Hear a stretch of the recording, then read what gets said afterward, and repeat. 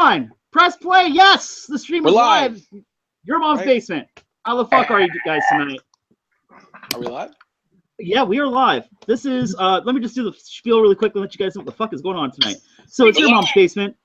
It's an interactive comic book club. It is literally that. We kind of read our comics at the beginning of the week on New Comic Book Day on Wednesdays, and then we all meet here on Mondays at 8 p.m. the following Monday. So we talk about the comic books, kind of go in depth about them, what you felt about it, what was good, what wasn't, blah, blah, blah. We're kind of like that thing. And then also sometimes we pick a book for the second half of the show that we all read and we talk about together. But we didn't do that this week because we're kind of doing an impromptu thing right now. This was the week we're supposed to start on Twitch. Twitch didn't happen because at the last second last night, Savanna had a scheduling conflict. By scheduling conflict, I mean she's going to see Red Fang in Santa Barbara, and I'm really, really kind of jealous because they're also one of my favorite metal bands. I think we'd all rather be there. Yeah, I think we'd all rather be in the pit at freaking Red Fang. But she's doing that tonight. So this is a special edition while we kind of hold off on the Twitch channel. So guys, this is the YMB Fam edition. And we already got two awesome dudes in the room with us tonight because they've already been guests on the show before. Guys, say hello to Sean and Mike. Say what's up, dudes. Woo! What's up, guys? Right on. How's it going? All right. Dude, by the way, Sean, you're just rocking a new haircut and the awesome Venom shirt. You put yourself together for the internet tonight. Killing it. This is my normal haircut. Just last time I was on, I was lazy, but I was like, you know what? This is my night. I'm going to spice it up. Might as well. I'm just rocking this curly mop that I need to cut soon. That's okay. You actually look like you could be an extra on the Flash TV show right now. Hey. Is that I really want good? to like try. I really want to be like Bart Allen eventually. That'd be really cool. I could see you, dude. I definitely see that you could probably be like a Grant Gustin younger brother character on the show. I see That's it. what I'm talking about. Let's make this happen. Yeah. And then also, so this is a little weird tonight. Ian is here. Hello. Ian's hiding behind a Google page because he's going to do images tonight. He's also hiding because he was taking down a gas station burrito and don't want us to watch. You guys, that was a secret. Yeah, you totally just outed him right there. Yeah. Yeah. Now everybody knows Ian's a filthy degenerate gas station. It was easy. I walked home. I didn't want to cook dinner. Oh yeah, we know you like them easy, Ian. You would know. But it's okay. I think like even the world's worst burrito in California is still better than like the rest of the United States. Actually, I assure you it is. Not bad. It's pretty Yeah. Dude, there's a place in, I want to say, and someone please correct me on the internet, I want to say in Venice, they actually started up vending machine burritos. That sounds awful. Yeah, and you actually like select what you want and the vending machine makes the burrito for you. Oh my god. Yeah. That sounds awful. That's not good for society at all. My dad lives in New Hampshire, and I go and visit every now and then. And I was craving Mexican food last time I was there, and they were like, "Oh, we'll take you to the best Mexican food place in town." It was really bad. It was like, I ordered the chili verde, and it was not spicy at all. They whited it up for those East Coasters. dude. I mean, even our Taco Bell in California is still better than Mexican food in the rest of the United States. Oh yeah, I hate Taco Bell. Definitely. I love Taco Bell. Taco Bell makes me angry when I have to eat that. I eat their breakfast. Oh, dude, I don't know, man. There's some pretty good stuff. I mean, like especially when I'm hammered at 3:30 in the morning. I wouldn't know that feeling. I don't. I live above the influence, man. So. Okay. Kirk, you live in LA. You probably have like 2 million 24-hour Mexican places. North Hollywood is basically perfect because when I walk out my front door, I literally shut down about which Mexican joint I'm gonna go hit for the night. Because I've got like gastropubs that do Mexican food. I've got a Del Taco in walking distance. I've got Taco Bell in walking distance. I have this awesome there's a taco joint called Andy's over on Vineland that's pretty goddamn solid. I got what else do I have? I have a Chipotle. And then honestly, and this is a true goddamn story, the best tacos in the neighborhood are over on Burbank and they'll be there out until like 3 o'clock. It's Toll Street Meat Tacos. Thank you, Ian. Ian with the And images. this crowd, this taco stand is there all night, and they cater to this crowd. It's this place called Cobra, that is like a cross-dressing gay transvestite bar. Nice. Honestly, that honestly has the best brunch in LA. Of course. And yeah, that taco joint's probably one of the best taco joints My favorite place in the here valley. is a place called Julio Berto's. It's fast food, but it's it's Mexican Fuck food. comics today, guys. Let's talk about Mexican food. Really, really good. And my funny story with that place is it's right around the corner. And one night I was like, you know what, I want a burrito. So I just like put on like my slippers and went and got. Across the street is this like venue called the Rebel Lounge, and Okay. I'm getting a burrito, and I just look up at the marquee because sometimes somebody is playing. That's pretty good, and I just look up, and I don't know if you know who the band Defeater is. Don't know them. It's a hardcore band. Sweet. And I just see, I'm like, holy shit, like, because I saw them one time in Fresno. That was the first time I'd ever seen them. And I see some people hanging out in the, like, by the drive-thru, and I'm like, hey, like, do you get, because they were obviously hardcore kids. And I asked them, like, hey, do you guys know when the show's starting? And the guy was like, you know what? I'm the drummer in the band, and I don't even have any idea.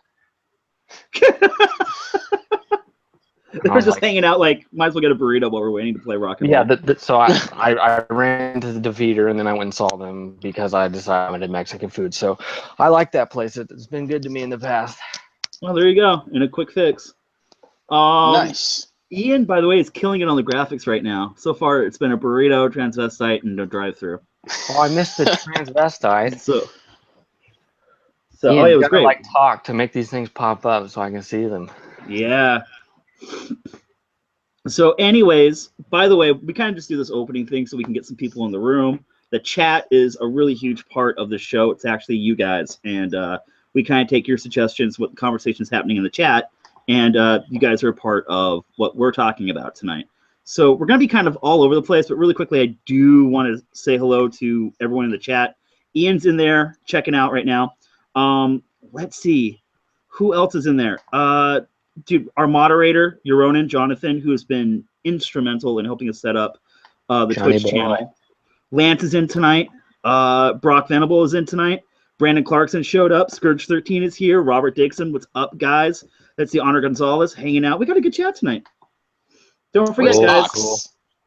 I don't Where's my know. brother Ox? I think Ox might have something. Mondays are a little hard for him now. He shows up a little bit later. Ox is our other moderator, and he pops in, and he's just a lovable freaking angel. He's an angel baby that we love as a Love moderator.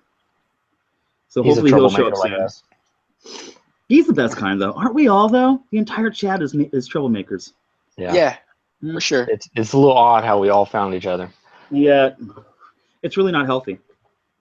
It depends. But that's the internet. That's what the internet is for. Right. I just watched Jay and Silent Bob Strike Back again, and it has a lot to do with the You think internet. so? Internet trolls. Oh yeah. Dude, that Big movie one. pretty much predicted the internet bullshit that we deal with. Oh yeah. It's Yeah. hilarious. Don't sleep on Kevin Smith. Anyways, no, I'm a Kevin Smith fan. I don't care what anyone says. I love him as a person. As a His person, movies I love all of them. Are all right. okay, I'll give you that. My thing is that I think my opinion of Kevin Smith at this point is I love what he's doing for fandoms and for comic books and for movies. Yeah. And I love that he's wearing that stuff on his sleeve. My thing, I kind of want him to stop with movies. No. Personally, dude, the stuff that he does for network television is really fucking good. He has He's really got- good Flash episodes. Yeah, his Flash episode was great. His Supergirl episode was really great. I haven't You know, watched I wish them he yet. would just write. You know, I would love for him to write all the comic movies, Right. but I keep him want away him from the to- camera. I want him to direct a Deadpool movie. To his honor, Yeah, would I probably. can see it for Deadpool. Yeah. If he had help, like a co-director or something. I don't know. I think we need a second person for the action. But as far as yeah. character Yeah. beats and the script. Because I Dialogue. mean, dialogue, like he knocks dialogue out of the park. Like all of his movies, you can just listen to them. You don't even have to watch, and they're great Yeah, He definitely can nail that Deadpool humor. Yeah. for sure. I mean, dude, his humor is straight up Deadpool. I mean, let's admit it. Jay is essentially Deadpool, but just a giant stoner. Yeah. Pretty much. Yeah, I can see that. So yeah, I kind of want to see Kevin Smith find a television vehicle. I got really He's stoked. supposed to do something. He's supposed to do Buckaroo Banzai, and then now they're saying it There you might not go. happen. That's what it is. There's another. I watch his show that he has on YouTube, the Fat Man on Batman, and not too recently he announced something that he was doing, but he can't come out and say what it is yet. But it's in TV world, I think. Okay, because that's where I mean, I like that he keeps trying to do stuff from the Skewniverse, but Because I know that they're making another Jay and Silent Bob, yes, which I'm kind of excited for. it's the one of the things he still has the rights to that he doesn't have to fight anybody for. I wanted Buckaroo Banzai to happen. I do want to see him. Like, I'd really like to see Kevin Smith be in charge of like the next big CW DC crossover event that they do. I bet you he could do Yeah, something. because those things pretty much are. They've already got it all set up. Just direct. It's all laid out for them. It's really simple. Yeah, those things they run smoothly regardless of who the director is. But I think that he would just add a nice element because he cares so much about those properties. Yeah, like my favorite episode of last season was his episode. It was so fun, and the Jay cameo in it was really hilarious. It was. Yeah, he had 2 cameos in that. Dude, especially Yeah, he did. He was like a thug, right? Mm-hmm. Yeah, and like one of the other things they did was I love the fact they gave him an episode that didn't feature Barry in the costume.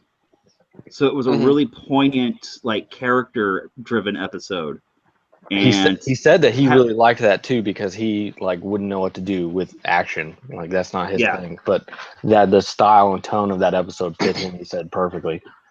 Like him having a discussion with the Speed Force, which I thought was pretty cool. That was insane. Yeah, I was really into it. Like, especially if you're going to give someone, like we were talking about, dialogue and someone who understands the material. Yeah, I definitely want Kevin Smith kind of like rocking behind that. Like he gives the Speed Force a voice. I want Kevin Smith on television.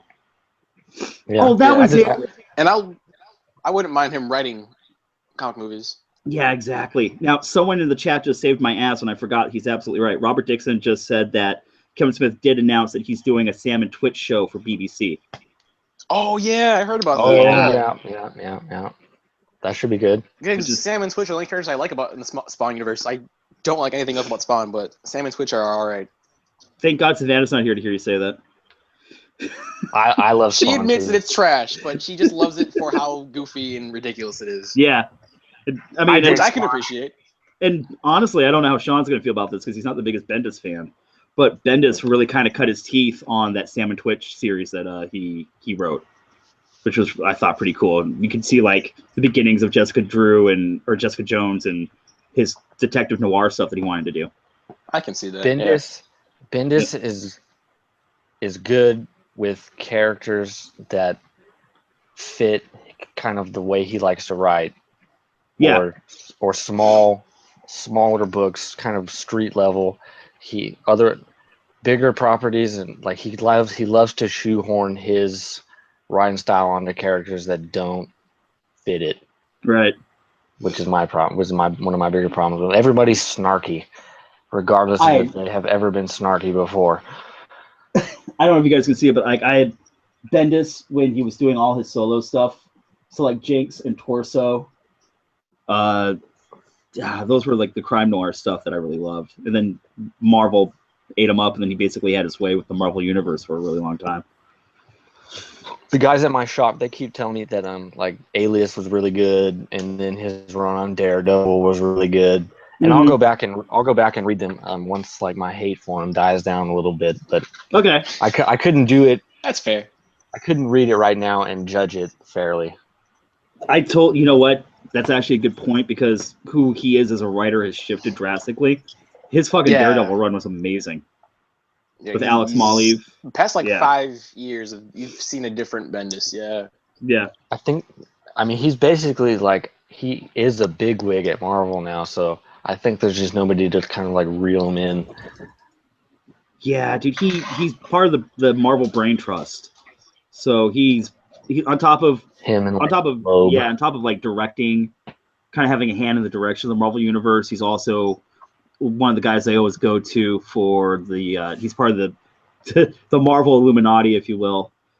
He's like Jeff Lemire yeah, back in New 52. When like a Yeah. book was about to fail, they brought in Jeff Lemire like really quick to try and save it. And I'm pretty yeah, that was sure totally, he saved so many books because of it, like just him being awesome. yeah. Lemire I mean- was the fix-it guy. And Bendis Yeah. books are the only ones in Marvel right now that they let go past like issue 10. Mm-hmm. No, it's the truth. Only his. So, Ian thinks he's going to sit this entire show out. He's not going to, though. Nah, he's going gonna to talk come in comics tonight. Is there any what's a weekly that he would want to talk about? He would talk about besides this week's Superman? champions. Oh no thanks. You might want to talk about America Chavez. What about Moon Knight? I picked up Moon Knight for this most recent arc. I Dude, will talk America. I will talk America because I did not. Like Oh, there we There go. we All right, go. go ahead, Ian. We were Let talking him go. earlier. Let him off the leash. Go. Dude, we were talking earlier, and Sean even said, like, we just need to find the right trigger word. you did, I told you. bastards. Okay, so we're definitely going to talk about America tonight. We'll definitely talk about Moon Knight tonight. I want to talk about Royal City, which is Jeff Lemire. He's got a new book. Oh, yeah. It's his new ongoing. Oh. Snap. Okay. So hold on. We'll segue into Jeff Lemire, Publishing it. and then images. Damn it! And I didn't reset my book. Hold on. Sorry. Take your time. I'm digital, guys. I'm sorry. We'll have this already on Twitch. But okay, so Jeff Lemire is basically on a creative hot streak right now, and it seems like I can't even keep track of all the books he's got working. He's been on a hot streak for like the past like 3 to 4 years. Yeah. He's put out And- so much work and so much good work. It's ridiculous. And There's none of something it. recently that I didn't like from his. But I can't think of it off the top of my head. So hopefully I can. We're trying to. I always have to angle it. So this is Royal City by Image Comics and Whoa. Jeff Lemire, and this is his new ongoing. This is his new pet project that he's got going. Is that? Oh, there we go. Nice. That's pretty cool. There we go. And I look creepy while I'm doing that. I hope that's the thumbnail for this episode.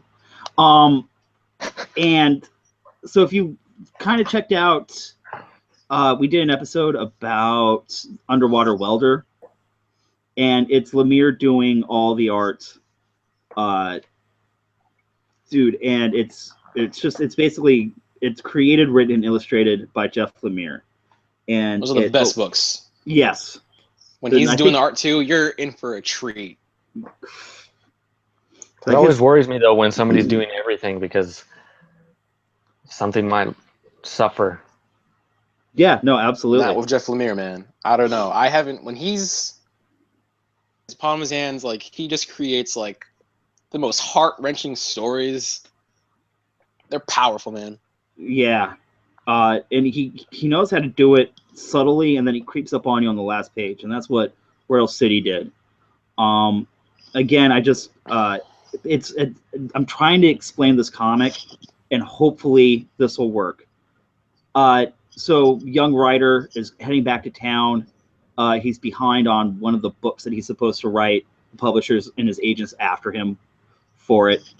And he strolls back into town, and he's going to go meet up with his family. His father has just had a stroke, and we slowly start to meet all the people in his family, but they're not all together at the same time yet. So we're meeting them at different parts in the story. And there's this one character named Chris, and we keep seeing him as a child, and then as a teenager, and as an adult, and then as like a burnout who just kind of is not getting his life together.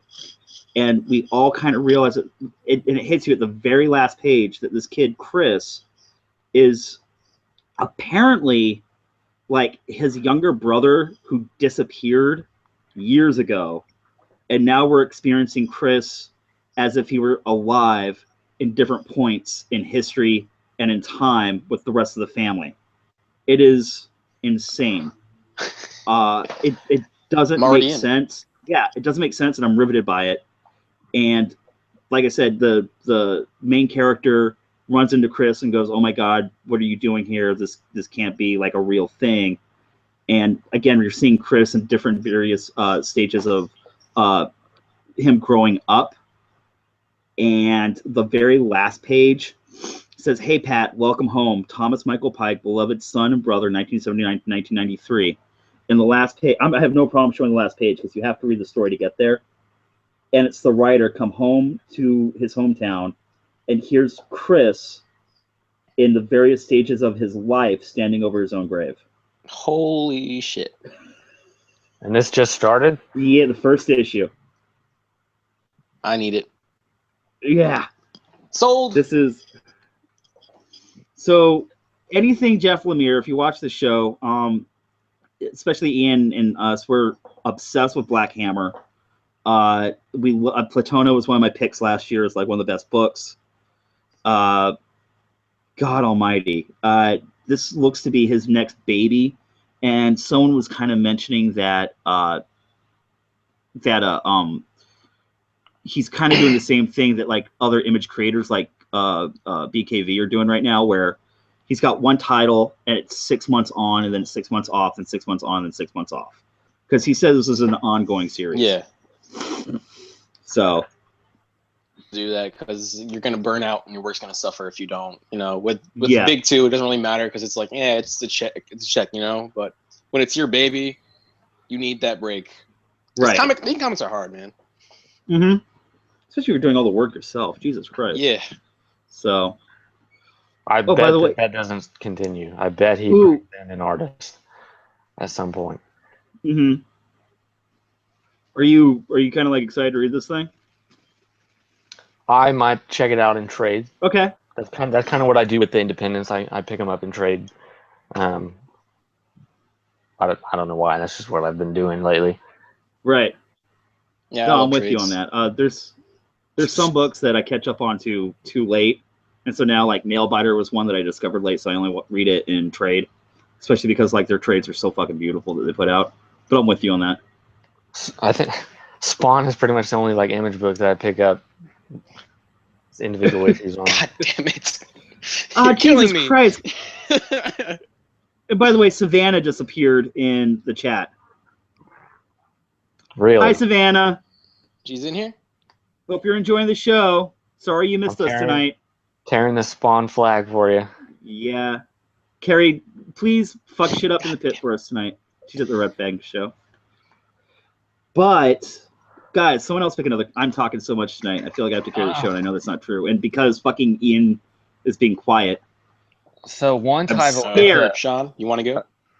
Yeah. It's a mini. It's only issue 3 of 6 DC book, The Fall and Rise of Captain Atom. Ooh. Did either of you read the New 52 Captain Atom?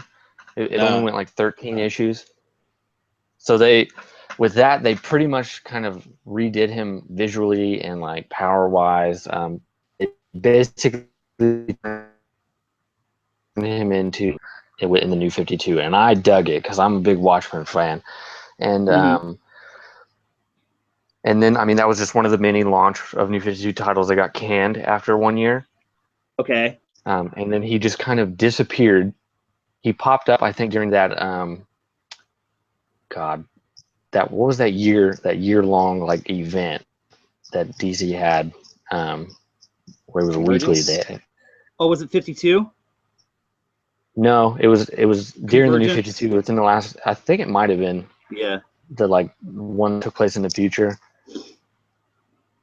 No, so yeah, it was Convergence, and it was like the New 52 and like the old universe starting to collide together again. Nope. He popped up in Superman. Or was that Superman? Recently? Or no, was it Teen Titans? I don't know. Anyway, so in One of this, those two. I definitely saw Captain Atom. In this, so it starts off in the first issue where he's at the lab and like they're undergoing tests on him because with his powers, like he's basically made of pure energy, and his atoms keep like destroying themselves and recreating, and that's pretty much the only way he can maintain his form without like exploding. And Ooh. like, and then that I really dug the New 52 version of him because like everybody hated him. They were afraid of him. And I think it was like issue 3, he ran into like the Flash, and he was helping out the Flash, and like the Flash is supposed to be like the nice guy of the Justice League, and even he was just like what are you doing here? You're like down waiting to happen. Like you need to get out. And in issue 1 he like exploded and just like disappeared, and nobody knew what happened. And it turns out that he got sent to the past in the 1990s and was human, and like he had no powers. That's And insane. he just like, and then he just like kind of creates a life for himself, because like in one of the ways I thought was great is they really pulled the Back to the Future 2 reference, because he made money by betting on sporting events because he knew the outcome. And then so he gets married, and then something happens and his powers start coming back, and he gets jerked back into present time, and he looks and has powers more akin to his pre-New 52 silver body. Okay. Captain, mainly just because of that New 52 Captain Atom run, I really dug it, and just seeing that it's kind of bummer that it's only a mini, but I think that might work better for him, because he probably wouldn't. He's not a big enough character to be able to maintain an ongoing. But I dig the title so far. I mean, if you guys can pick it up, it's only 3 issues in. I think you would like it. Maybe go back and read the New 52 stuff, because that was really good, really underrated. Okay. I think. Dude, you know what's so funny? Manhattan, he looks like Dr. Manhattan. Okay, They're so totally building something up for that. I'm betting. Yeah, Versus it's so funny that you happening. mentioned that. I'm gonna agree with Mike on this. And the funny thing is about Captain Atom is that he never can like sustain his own title, but he's always been a key player in some of DC's biggest crossover. Kind of like Martian Manhunter. Yeah. And they're saying that there's another there's a really good chance that he might be kind of like a catalyst for this whole thing that DC's doing, where it's building up to the big Watchmen reveal. Well, you know, Dr. Manhattan was supposed to be Captain Atom back in the day, but when they got the rights to the Charlton characters, you know, the Question, Atom, all those dudes. But DC was like, now we want to use them for later.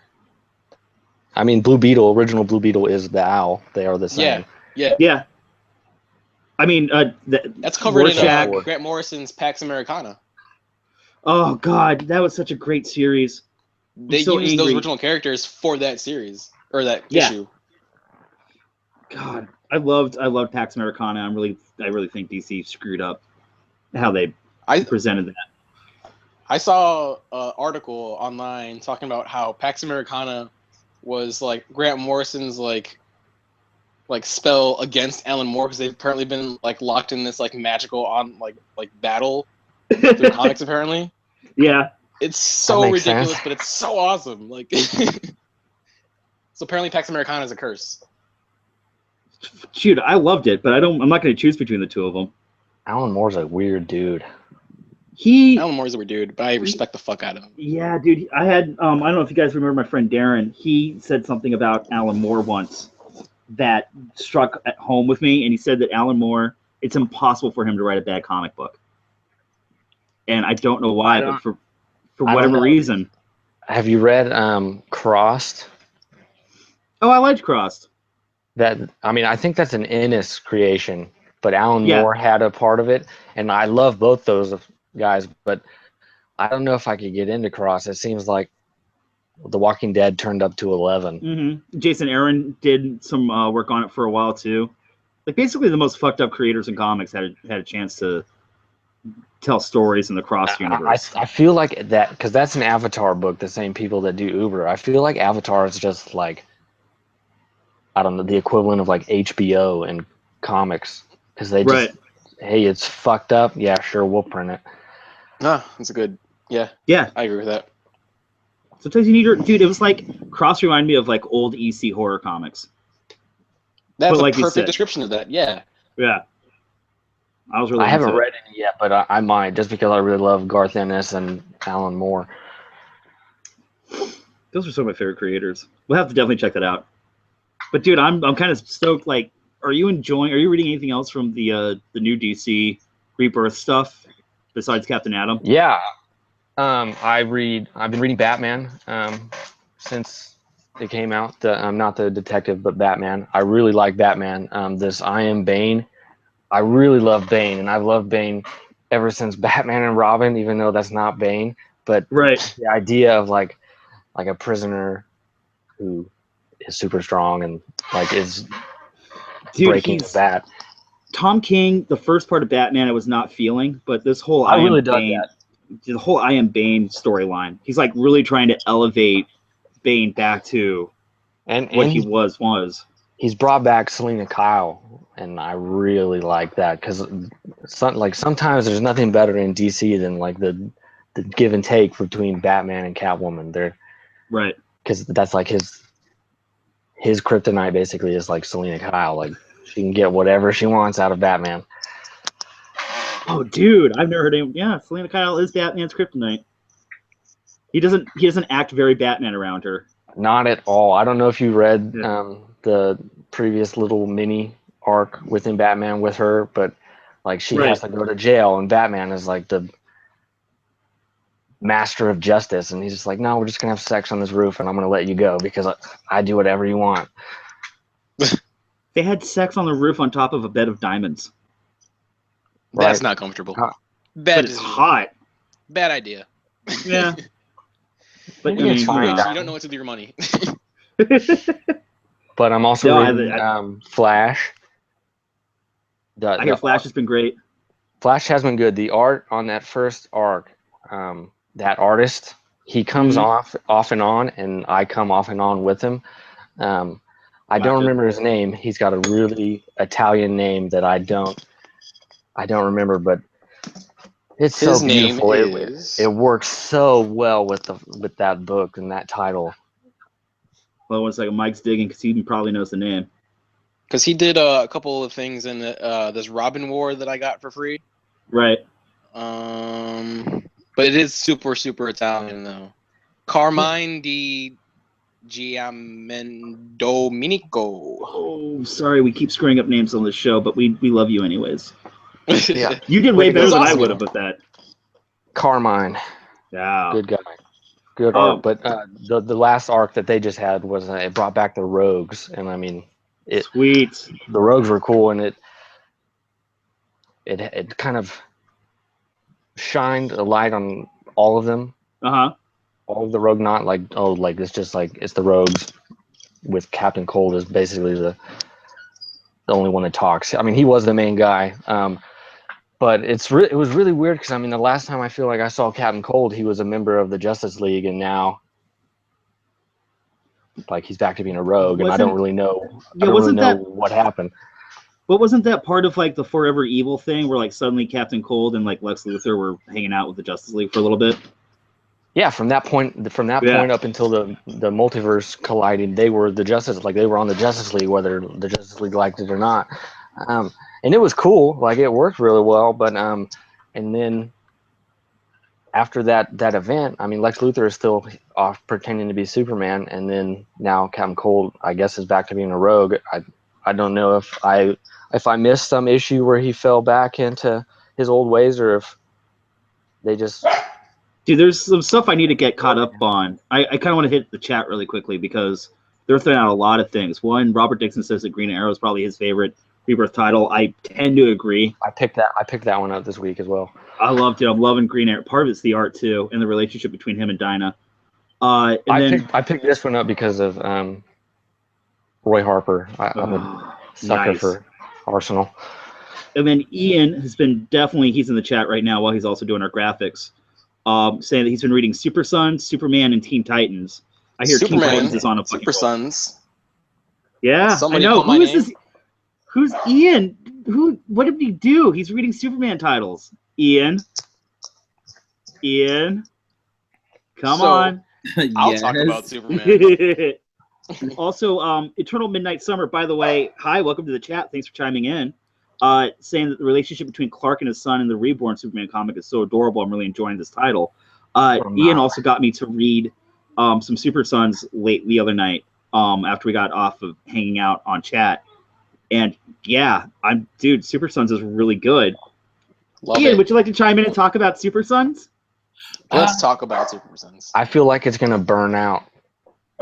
It's gonna burn out. How do you feel like that? It's only been one issue.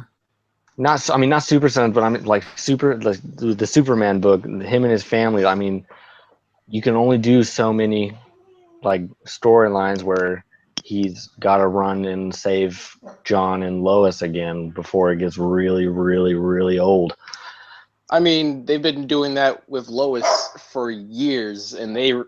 Yeah, I mean, yeah, I get that, but I read the first like 2 or 3 arcs, and it was just I'm fighting someone while also saving them like back to back to back, and I had to drop it because I felt like I was reading the same story. Every superhero does, though. They save their loved ones. Saying that it's gonna burn out is like saying that a story with Lex Luthor and Superman is gonna like be stale in a few years. You know what I mean? And you're completely against that from the conversations we've had. You just don't like this story, I don't think. I'm not a huge fan. I'm not a huge fan of stories with adolescent protagonists. I never have been. Even when I was a kid, I don't. It's not for me. I don't want to go through like the growing pains of the person. Like, oh, like I don't. Like, I just want to be a normal kid. I don't want to do this. Blah, blah, blah, blah, blah, blah, blah. From what I read a lot of like you're a superhero, like sack up and do what all of us would like give our left nut to do. Well, I completely disagree because I read all of the young titles from Marvel and a lot of the young titles from DC, and it's not about that at all. It's about the young heroes taking charge because the adults are fucking up. It's not about them not wanting to be heroes. It's not about them not wanting to use their powers or coming of age or puberty or any of that. It's about them taking charge. And what you've said, you haven't read a lot of the titles, so I don't know where you're getting this from. I just haven't read Super Sons and Superman. I've read Sam Alexander Nova since he came into Inception, and I promise you that his character has not changed from the get-go. He is the same person doing the same exact things that he's did at the very beginning to now, and it's boring. This is what I was waiting for all night. I'm really excited. I'm sorry, guys. Oh, I am taking off my jewelry right now. I mean, Superman though. I think that in the whole like, oh, they're just doing like because the adult heroes are screwing up. I think that is something that is only that's a point of view that is only present within those books. I don't get that sense in any of the titles with the not pubescent characters. Right. I mean, they don't fuck up any more than like a normal comic book character fucks up because who wants to read a story about a perfect person? Superman. I mean, it's all about upbringing though. He's an inspiring character. It's for sure about the Kansas parents and the morals, and you know, he struggles to make the right decision every time, but he always makes the right decision every time because he's a better human being than we are, and he's not even human. Right. I think, and I kind of want to revisit something because I think it's really interesting that we're talking about, and this is always going to be an ongoing discussion. This isn't going to be the final say on it. That these characters have been around for so long now that we do get really tired and worried that they will run their course as far as like, how can we tell even more creative story? How many times can we tell the Superman versus Lex Luthor story? But I think in the case of Superman, something really interesting. This is the same Superman that we've been all reading and kind of grew up with for years and years and years before they kind of put him off the back burner with the New 52. But now that they've brought our legacy Superman Prime back, he's like 80 years old. And it's kind of cool to see him with a family. Like, okay, he and Lois are finally together. Now they have a kid. It is a new family dynamic that is got the possibility to tell new stories, and I'm really curious to see how long they're going to keep a Clark Smith storyline going before like that's going to implode on itself. But hopefully that takes the characters to a new creative story to tell. Yeah, because they finally found a way to make a good Superman book. For years, it was just like, he's too powerful. What are we going to do with him? He's just going to punch the guy, and it's that, you know? Now it's like, all right, it's not going to be about him punching things. It's going to be about him being a father and also dealing with taking the place of this other Superman that he's come to respect after a while. So living in the shadow of someone that died, like he died back in his Earth.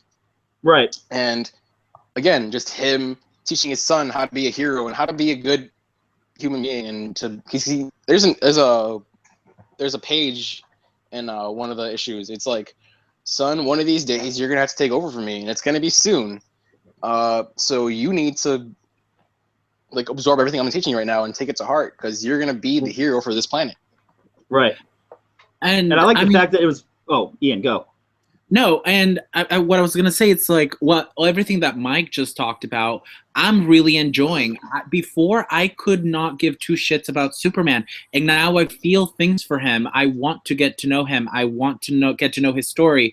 I even want to get to know the Superman that Clark Smith is currently, I guess, quote unquote, replacing. Like, I think that these stories are important because that's how you get new readers, and that's how you get new people interested. I am like, read Doom, and I just don't like it when people dismiss stories like Super Sons and Superman just because it's not your thing. I feel like, there has to be a comic book for everybody. It can't just be, Marvel Cosmic all the time. It can't just be punching and fighting like the main, the Rogues Gallery. Like, there has to be other kinds of stories for other people. Something that you can learn from.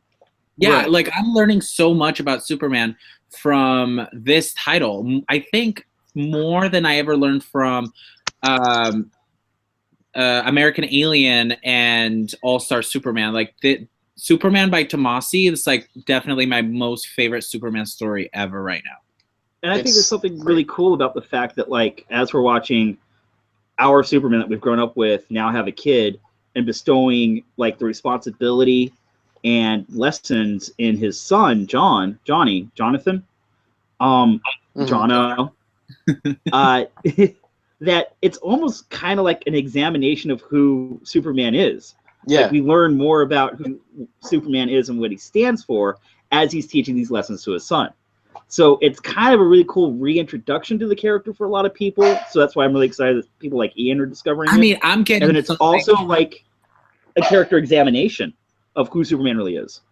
Yeah, I'm getting another aspect of Superman that I have not gotten from All-Star or American Alien, and I'm really enjoying it.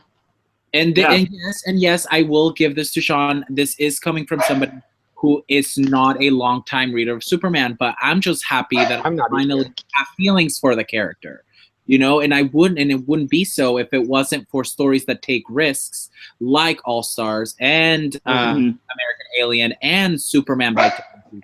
You know what I mean? And it's on the opposite actually, like on the opposite of both of you guys. Like, Sean's reading this, he's not really a fan of it. You just started reading this book in Superman, you're loving it. I've been reading Superman for forever.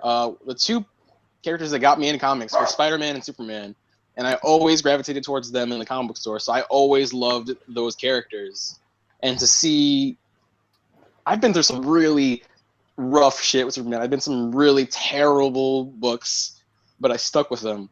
And now it's like, it's so heartwarming to have like a good Superman title right now. It's really great. Because it's been a while. I really liked the first couple arcs of this Rebirth Superman when it was dealing with like how he's going to interact with the characters that are there already that know Superman, but they don't know this Superman. Like the Justice League, like they were like, well, like he's Superman, but we don't know anything about him. Like, can we even trust him at all? And then one thing that I really missed was the New 52 relationship between New 52 Superman and Wonder Woman, and I was a little bummed at how they kind of treated that in the comic. They were just like, they talked about it for like a couple panels and then it was gone. Oh. Well, I mean, but, like we were talking about, and you just brought up a really good point, that now it's created new fun stories. Like we're watching our old school Superman now interact with characters that are not necessarily a part of his universe, who are still familiar to him, but now he's learning about. It's not his Batman. He has to build a friendship again with Batman, like his old Batman. It's not his Wonder Woman. It's not. He's the new guy in town. Yeah, and he's nothing like the old guy. So yeah, guys, I think actually I'm really glad this conversation happened. We saw all different points of view, and people are saying that the Action Comics title is the better of the two. I can't speak on that. I've only read a couple issues of it. Okay. The overall consensus that I've gotten from people at the shop is that is the best Superman title out right now is Action Comics, dealing with him and Lex Luthor, and then this other Clark Kent that is just showed up and is human. Mm-hmm. But then I saw something also that said that he might be Superboy Prime. So. Oh shit. Yeah, that's I wouldn't want to mention it, but I think that's what's at the end of the latest issue. Well, guys, so if you don't know who Superboy Prime is, Superboy Prime I'm down with that. Is probably maybe one of the biggest villains in the DC universe. For sure. At least for me. Comic books forever. Yeah. The fact that they took Superboy Prime and he turned heel, so to speak. Turned heel. I love the reference. He's basically what started the whole Crisis on Infinite Earths thing. Yeah. Why we have post-Crisis Superman and then pre-Crisis Superman and then New 52 Superman. It's all because of this douchebag. It's basically like when Hulk Hogan started the NWO. With just like the black beard, but with the bleached mustache. Hollywood Hogan. Oh, dude. Actually, I think we're gonna have to head over to Savage. He leg dropped the fans. Dude, I think we're gonna have to head over to the Discord part of the chat for fan submissions, and I think we might have to do a discussion about Infinite Crisis and Superboy Prime for a future episode, because I actually think that'll be really interesting, especially with everything that's going on. Yeah, with everything that's going on with the DCU. So, God, honestly, I was not expecting a Superman chat tonight. This is awesome. I'm glad that happened. I was going to make sure that this was going to be in here some way or another. we were going to drag Ian into it somehow. We were like, come on, buddy. We're going to talk Superman. I was like, I'm going to come and talk Superman today. What was that, Sean? I have a big question for you. So you say that you're a huge Spider-Man fan, correct? Yes. And it sounded like you weren't excited for the upcoming Spider-Man title, the Zdarsky. Oh, okay. So I'm very excited for Zdarsky. I'm bored. Oh, I'm so sorry to say this. I'm bored with Dan Slott's series. Me too. Right now. am so bored with it. He should have left the title after Spider-Verse. I was talking to my friend at the shop. That should have been his swan song. That was a great little event, little self-contained, and he should have just walked off into the sunset. But then he came back, and it's garbage. I mean, and I think we could have definitely let Slott take a break and then come back. But I think he's burned out. Doesn't have any ideas right. I mean, I love his Silver Surfer. He's been writing Spider-Man forever. And the worst part is, I don't know if it's bad, but he definitely has commented on the fact that they don't have any plans to take him off the title. So how can there not be anybody that wants to write Spider-Man? There's plenty of people who want to write Spider-Man, but I think Spider-Man's that character we can. I mean, how many? Savanna mentioned this last week. How many Spider titles do we have right now? And Peter Parker is a cash cow, dude. And Peter Parker's a cash cow. We've got Amazing Spider-Man. We've got the Spidey series, which is the one and done teenager series. We have the new Zdarsky series starting up. Renew your vows. Yeah, renew your vows. I mean, Peter Parker's a cash cow that'll always give it to like Soul. Dude, Soul could do some. Dude, I want to see someone edgy take over Spider-Man. I know that hasn't worked in the past. Dude, Soul's amazing. Charles Soule is one of my favorite writers, and he's like the opposite of Bendis, because Bendis will have a ton of titles, but only one of them will be good, and then Soule will have a ton of titles, and they'll all be good. Yeah. I mean, even Soule's independent stuff is great. Like I said, he was Ian and I talk about all the time. We so fucking miss his She-Hulk run. That was almost a perfect 12-issue run. I love what he had one arc on Thunderbolts, the previous Thunderbolts, the one that's like Red Hulk, Punisher, Venom. Oh And yeah, yeah. That was the best arc in that whole run. I read that whole run, and that was. Dude, they brought Soul in to try to save that series, and he almost did. Almost. Yeah. I thought he did. It was great, and then he left, and it tanked. It was bad. It ended really bad, which was a bummer because I was a big fan of that. I was a big fan of the concept, but they couldn't get a writer on there that knew what to do with those characters. It started strong. Strong, and then with Way and which is sad because that was also one of Daniel Dylan. Way's last projects. He was also doing the Punisher before he passed away. So Dylan, not Way. Kind of sad, but anyways, I know we're bouncing around, but Mike, after that Superman talk, did you want to pick up a title? Talk about it? Wait, what? Oh, I'm going to you. Superman. I've been Superman. I love Superman right now. Oh, no, I'm talking about, like, jumping around to do you have another pick? Oh, let's talk about Teen Titans right now, because that's a surprise good title right now. Teen Titans. We can try to get Ian back into the discussion. There we go. Ian, did you ever figure out why Starfire is on that series, even though, like, previously in DC she was older?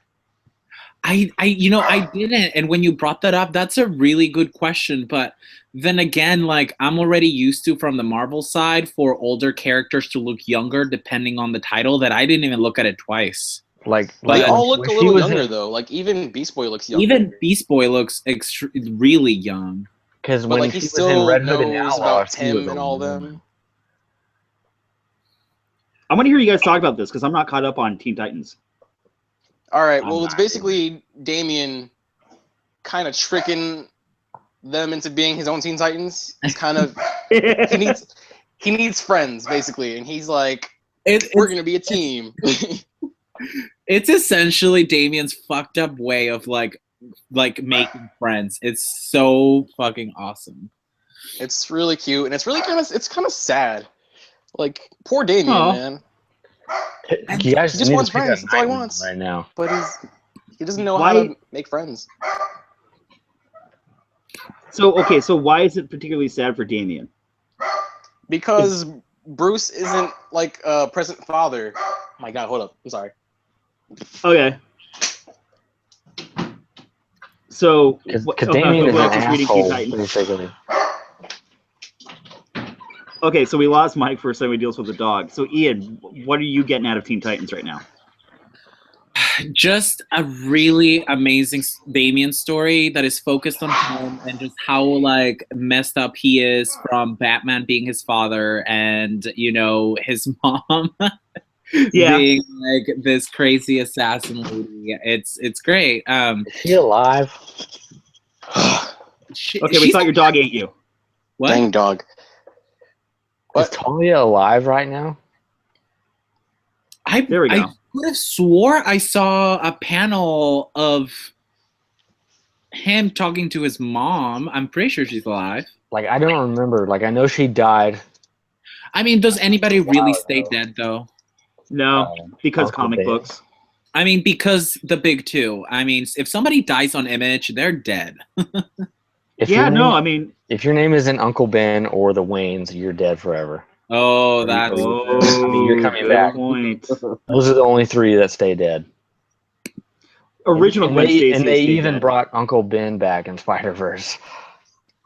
Oh, well, he was a different alternate reality Spider-Ben. Yeah, he was a pussy. Because he had spider powers and he was a fucking dick. No, he was. Sean's absolutely right. I don't know. Yeah. They found another... Okay, so they're doing Spider-Verse, and they found another Ben Parker, and come to find out that he was the one who gained spider powers in that reality, but he was a fucking pussy, and he locked himself up in a hangar and didn't do his job to save people or fight crime or save his reality. Died. Yeah. It was really... That was... Yeah, dude, it goes back to what you were saying. Slott should have stopped after Spider-Verse. Okay, keep going. Sorry. Go Ian. Damian, Titans. Oh, sorry. Did you guys ask me something? I was welcoming somebody on Discord. Sorry, I'm doing 3 things right now. I know, dude. So Ian's kind of doing moderating also. I threw a Discord invite up in the chat, so please go join that. But I mean, as far as Teen Titans go, I know Ian talked about it a lot last week, and that it's been a really great examination of who Damian is and how he fits in the rebirth part of DC right now. And the Titans are made up of characters that we all know and love. We know Beast Boy, we know Starfire, we know, like, you know, Kid Flash. We know those guys.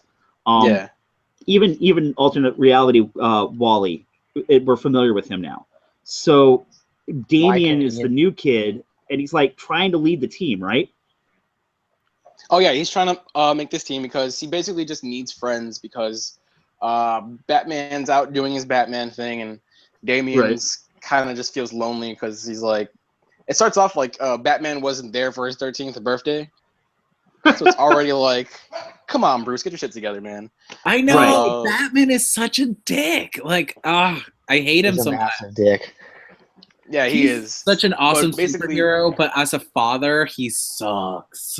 Yeah, Batman it's basically is cool. what he's trying to do in Super Sons and trying to make Jonathan Kent his friend too. But he's so socially awkward, he doesn't know how to make friends. He doesn't get people, so he's douchebags to them. But he's trying really hard to make friends.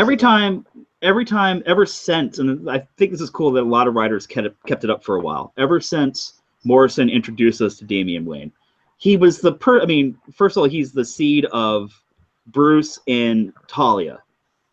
And Talia definitely raised him as, like, he was surrounded by the League of Shadows and assassins and murderers and assassins and, you know, Ra's al Ghul. And like by the time we got Damian, and Damian's like trying to impress his father, Damian has that attitude of, I don't need parents. Like, I was, you know, saving my own life and protecting myself on hunts when I was 9 years old. So it's interesting now that, like, we've had Damian for such a long time, and he was supposed to be that guy who, like, didn't need parents, and he was going to be like one of the greats at 12 years old. He was going to be like a regular superhero. And now it's like, oh shit, we actually threw him in new situations with young heroes, and now he suddenly wants to be a part of that group, but he's still got this adult killer instinct mentality about him. Yeah, and he's trying to get rid of that. Like, he's trying so hard to be like a good superhero and not kill people, but like, his instincts are just coming in. Sometimes he's got that choice right in front of him. And when he doesn't make that choice, it's such a powerful moment, because it's like, yes, he is learning. He is stubborn and he is a douchebag, but he's slowly trying to get better. I can see eventually he will be the hero that he's supposed to be, but it's gonna be a long time. And I'm happy to see that Damian is like, I feel like being part of the Teen Titans and like being friends with Jono is really going to like help him in a lot of ways. Like it's really going to maybe make him a little bit less, you know, Mike, help me here. Yeah, it's gonna help. They're gonna rub off on each other. But that begs the question: how is his relationship gonna affect Jonathan? Because Damian's gonna learn, you know, Jonathan's qualities, but what is Jonathan gonna get out of it? You know? I don't think. I don't. Well, there's a lot to learn from Damian. He'll toughen up for sure. Yeah, to toughen up. Yeah. That's exactly, like, took the words right out of my mouth. Like, a lot of it's gonna help strengthen Jono, and it's also going to help soften up Damian. Oh my God, they're the yin and yang of each other. I think. Yeah. I honestly think that's perfect. I think he's gonna end up like, if they carry on, we see Jonathan as an adult. I have a feeling he's gonna have an attitude similar to New 52 Superman. That's what I'm kind of scared of. New 52 Superman was like he was Superman. I mean, he had all the qualities of Superman, but he was also a Superman that like hung out a lot with Batman and was a little bit more grisly. He was right. He was not as bad, but basically Snyder Superman. You know, Man of Steel Superman. Not to that level, but up there almost. Yeah. Okay. Where he's kind of like, I think also I'm gonna do whatever I want to do. Now here's going to be. If you guys are big Damian fans, you should pick up the latest issue of Nightwing. I think it's gonna be a like a little homage to like Morrison Batman with Dick and Damian teaming up, because the way it starts. I'm telling you, if you guys love Titans, the first like 3 or 4 pages you'll be hooked like onto this issue, because it starts off with Damian and he's like he's with the Titans and like he's on his phone and he's like on their version of Twitter, and people are talking like tweeting out and like hashtagging stuff like about Dick, and they're just like, oh yeah, like original Robin, like he's totally like he's obvious choice to take over for Batman one day, and Damon is like, wait a second. Like, and he just like he just asks the Titans at one point, he's like, hey, who's gonna take over for Batman when he retires? And all of them are just like, oh, Dick for sure, oh totally Nightwing. And Damon's just like, hold on guys, I gotta go to Bloodhaven. he takes off to Bloodhaven to confront Dick, and I think it's gonna be it's fun. Like the story starts off fun, and at the end, like it punches you in the gut. So I think nice. I think okay, it's gonna be a little that art. begs the question: who do you guys think is best suited to be the next Batman? Dick. Okay, I'm totally on Tim Drake's side. Dude, okay, I'm biased. If I got to pick, it'd be Todd. Dude, I'm biased because I still think I got cheated out of Grant Morrison's Batman, Dick Grayson, and Damian as Robin stories, because they were starting to change how the universe was going to work, and they had to bring back Bruce for the movies. So I'm biased on that. That was my favorite version of not Bruce Wayne being Batman. That was still the best. I've never read any of that, but it's like on my Dick has the technical, fighting skill. Like he's got the miles in. But I just feel like Tim is the best all around. You mean Tim Drake? Yeah. Okay, so Tim Drake is my Robin. That's the one I grew up with. Yeah, he's great. I don't know if Tim has like the grit needed to be Batman. Yeah, I'm gonna have to go with Sean on this one, because especially they're starting to paint a portrait of the fact that Tim Drake is actually really happy just being Red Robin, and is even kind of considering not necessarily pursuing the superhero lifestyle for a while. I don't feel like Tim is somebody who would get off on like scaring the shit out of villains like Batman needs to do. Like people, that's why Batman works as a normal person, because he scares the crap out of people, and I don't think Dick has that, or not. But I don't think Tim has that streak in him. Okay, so like Batman doesn't work because they keep getting out. I feel like Tim is way smart enough to be like, it doesn't work. I think Tim would be like, all right, here's what I'm gonna do, and figure out some plan to just like end like all the big criminals in Gotham. That's why obviously it's never gonna happen for real, because that's why I want Todd. That's why I want Jason Todd Batman, because then he'll just shoot them, and then it's just Punisher Batman. I think Jason Todd wants nothing to do with being Batman, and I love Jason Todd as Red Hood. Are you does though? He's wearing the symbol. He's wearing the symbol all the time. I think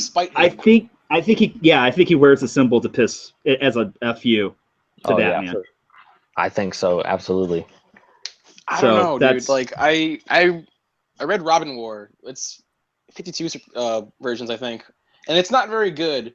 But it was hard for me to read. Yeah, but like Jason in here, like he totally like loves like the other Robins, but in like the angsty teen brother way.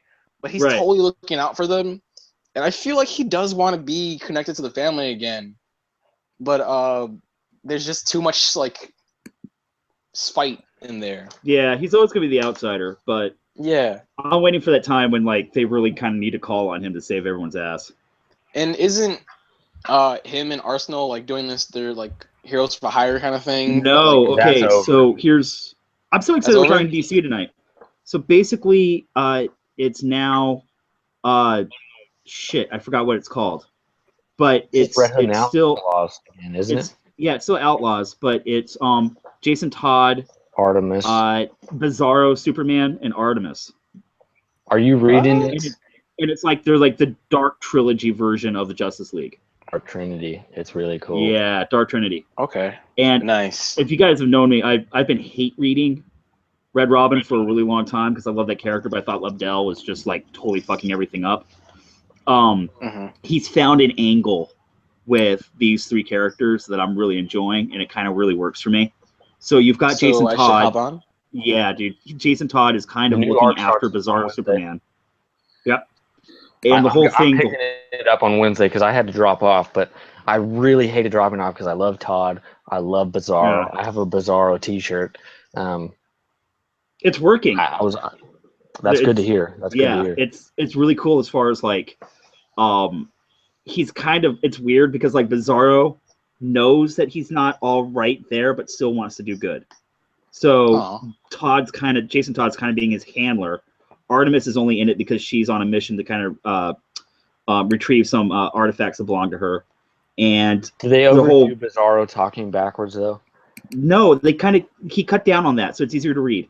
Okay, and good. It actually makes for better dialogue. Because two characters I love, but I hate to read sometime, depending on who's writing them, is Bizarro and Phantom X, because they'll either overdo Bizarro talking backwards or overdo the French of Phantom X, and then he is basically Pepe Le Pew with guns. Right.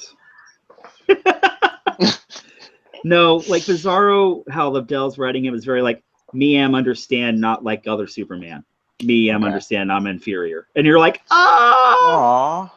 Yeah. So sad. Yeah. Because he's just like a big teddy bear. He is. Yeah. Especially in this series. Okay. So that's been really good. He's so misunderstood. Okay, so I think there was a lot of DC talk. Should we hop on to another comic book? It's been bouncing around tonight. Did any of you guys read America? No. Okay, so someone wants to talk about America. I'm going to step back and just watch this. This is going to be a good train wreck. Go ahead, Ian. So, yeah, we've got America. Oh, Ian, explain to me. You guys were talking a little while ago that she's getting a book on Image. What is that? I had no idea that was a thing. Oh my God! All my eggs are on that basket. Kirk, do you want to explain like the backstory behind that? Because I probably won't do it justice. How is Image not getting? Okay. So essentially, the original creators, America Chavez, were trying to get a solo series out of Marvel, and they wanted to do it. She's a fairly new character, right? Yeah, she's been around for about 4 or 5 years now. But she's popular, and so basically what happened was the creators were like, well, if you're not going to let us do the series, then fuck you. And they went over to Image, and they took a version of America Chavez, basically the same basic look, background, sexual orientation, and her costume very much mirrors what the Marvel creation is. But they changed it just enough, and they went over to Image and was like, hey, we want to do a solo series with a character based off America. And so that is supposed to come out soon. And Marvel went, well, shit, fuck you, announced an America book without a creative team, and really rushed this out just to beat the Image title. So, just side note, America Chavez's first appearance was Vengeance #1, September 2011. So she's been around for like 6 years. Yeah. So pretty new. And she's kicking a lot of fucking ass. This is going to play into... I never heard of her until Ian brought her up, like whenever he brought her up the first time on YMB. She was a part of the Young Avengers during the Gillen McKelvey run, which they reference a lot in this. So there's Loki, there's Kate, there's a lot of other characters that she's interacted with from other series. And Ian and I are going to talk about this. I enjoyed it, but I have problems with the concept of the comic. I liked the art. I liked the sassiness of it. I liked that I was freaking out over all the references to the Young Avengers because I love that part of what they were doing with America and with those characters. But, and I'll let Ian take it from here, what he didn't like. Okay, so I read it, and this is a title that I've been literally waiting for since the announcement. Like, I was just so fucking stoked, and they got me with that Jamie McKelvey cover that he did, because I love McKelvey and his art. Like, I just love it on everything he does. So they got me with that. So I was expecting like that type of art. So, but that does not make the art on that title any more any less terrible. Like Captain Marvel, Captain America, even America herself looks so rough at some points that it's unforgivable. And I hate being criticizing art in a negative way, because I mean, art is amazing and it's subjective, and it's, you know, I may hate it, but somebody else may love it.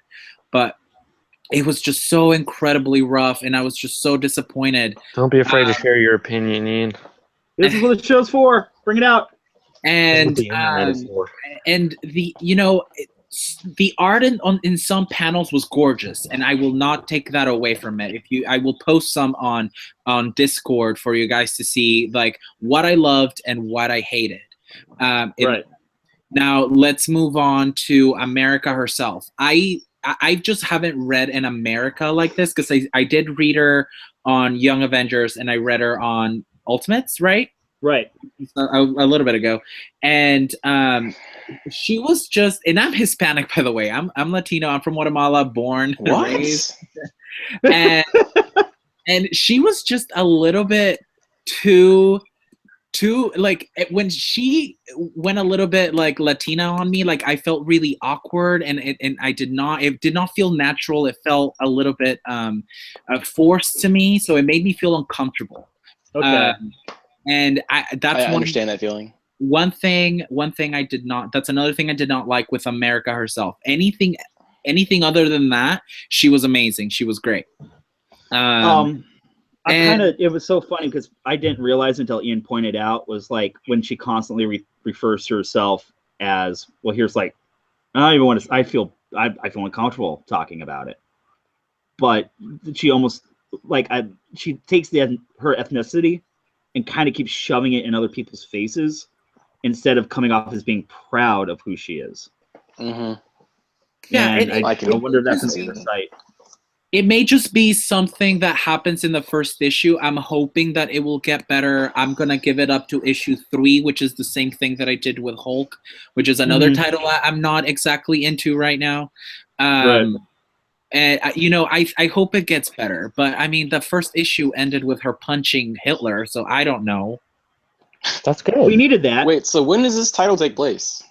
I have no idea. It's current continuity, and I should get people up. She has the power to break a star-shaped wall and break into like other realities. So she can time travel, and then she can like literally punch like a hole into like another reality. So she's an awesome fucking character. She's bisexual. That's really awesome. Yeah. But wait, is that all she does? I had a problem with it because, as much as I love the dialogue, and I'm glad that they're featuring her, and the 12-year-old in me totally squealed over Young Avengers showing up again like Prodigy. It doesn't make any sense for the premise, and basically she's going back to school, and it's a college for higher learn. It feels like Xavier School, but it's not. It's a different. It's like Xavier School. And Prodigy says that it's not just a superhuman school. It's also, there's people with no powers there. Yeah. What is this school? I don't know. It seems like the worst MacGuffin in the world, because it seems like they didn't think this through. The character right now is the leader of the fucking Ultimates, who, if you're reading that series, is one, amazing, and two, comprised of the most powerful Omega level Marvel characters, and she's their goddamn leader. So it's like you're saving the universe in one title, but you're going back to school. Yeah, and then she's going back to school. It didn't make any sense for the character. In fact, I think it does the character a lot of disservice. I just love that score. And it's like, you're going back to school. You're going back to school. And Friday, you ain't got no job. You ain't got any shit to do. And it almost kind of felt like if Batman himself went back to being a Robin or something. Yes. She went from being part of the Avengers to leading the Ultimates to going back to school. And I feel like, and one of you guys brought it up. I think it was Kirk. I'm pretty sure. One of you guys said that it was because this comic book was rushed because the people behind America Chavez were going to go to Image and make a title for themselves that Marvel wouldn't let them do. So Marvel was like, well, fuck, we got to get something out first. So that's what they did. And it came out as garbage. That sounds really weird to me because I feel like Image is not competition for Marvel. DC is competition for Marvel. God damn it, Sean. That's a really good point. I mean, do you think? Okay, so hold on. That's a good conversation there. What do you think is the reasoning is? Images, like the images and the dark horses. I feel like they don't affect the bottom line of like a Marvel or a DC. Right. Okay, so what do you think the purpose is of Image trying to put this comic out? Like, they just were like, hey, we're creator owned and you've got a story to tell, so we're going to fucking roll with it? I'm still baffled that like they're able to do it and Marvel's not suing the shit out of them. That blows my mind. That's interesting. Because like Captain Marvel, they had a lawsuit with DC over the rights of the name Captain Marvel, and they won it, and they had to put out titles like every so often with the name Captain Marvel to retain the fact that they're gonna make like Image, who they probably still hate to this day, even like 20, 30 years later, just because of the history of Image. Let them go off and I think take one of their properties and use basically I don't want to call it steal it if they're the original creators, but like blatantly have the same character. Well, it comes down to like fair use. How much did they change it from the original? Just enough. And then the funny part is that her new costume that they kind of premiered in some of the advertisements, then Marvel went back to the drawing board and changed their character's costume a little bit to mirror what they were going to do over at Image. So is Marvel intimidated? I don't know. Like by I'm trying Image to figure out Comics? I'm trying to figure out who's like the petty one in this situation. Well, I think it's Marvel because it sounds like the creators of America Chavez and said, "You created this character. You have a great idea. Why don't you do it?" Instead of being like, "No, you cannot do it." And so they went somewhere else, and now I don't know. From what I hear, didn't they want to do a book, America Chavez book, but they were like, "Nah, we don't want to do that." But as soon as they went to Image, now we want to do that book. Yeah, for sure. And here's an image. I don't know if you guys can see it of the Image Comics America title. It's called All America Comics. So it's kind of like influenced by like older comics like from the past. I dig that they changed her name to like America Gonzalez or something. I can't remember. I think it's literally Erica Gonzalez. They dropped the Amera in it. Yeah, that's genius. I think it's America Sanchez. I don't know. Something crazy like that.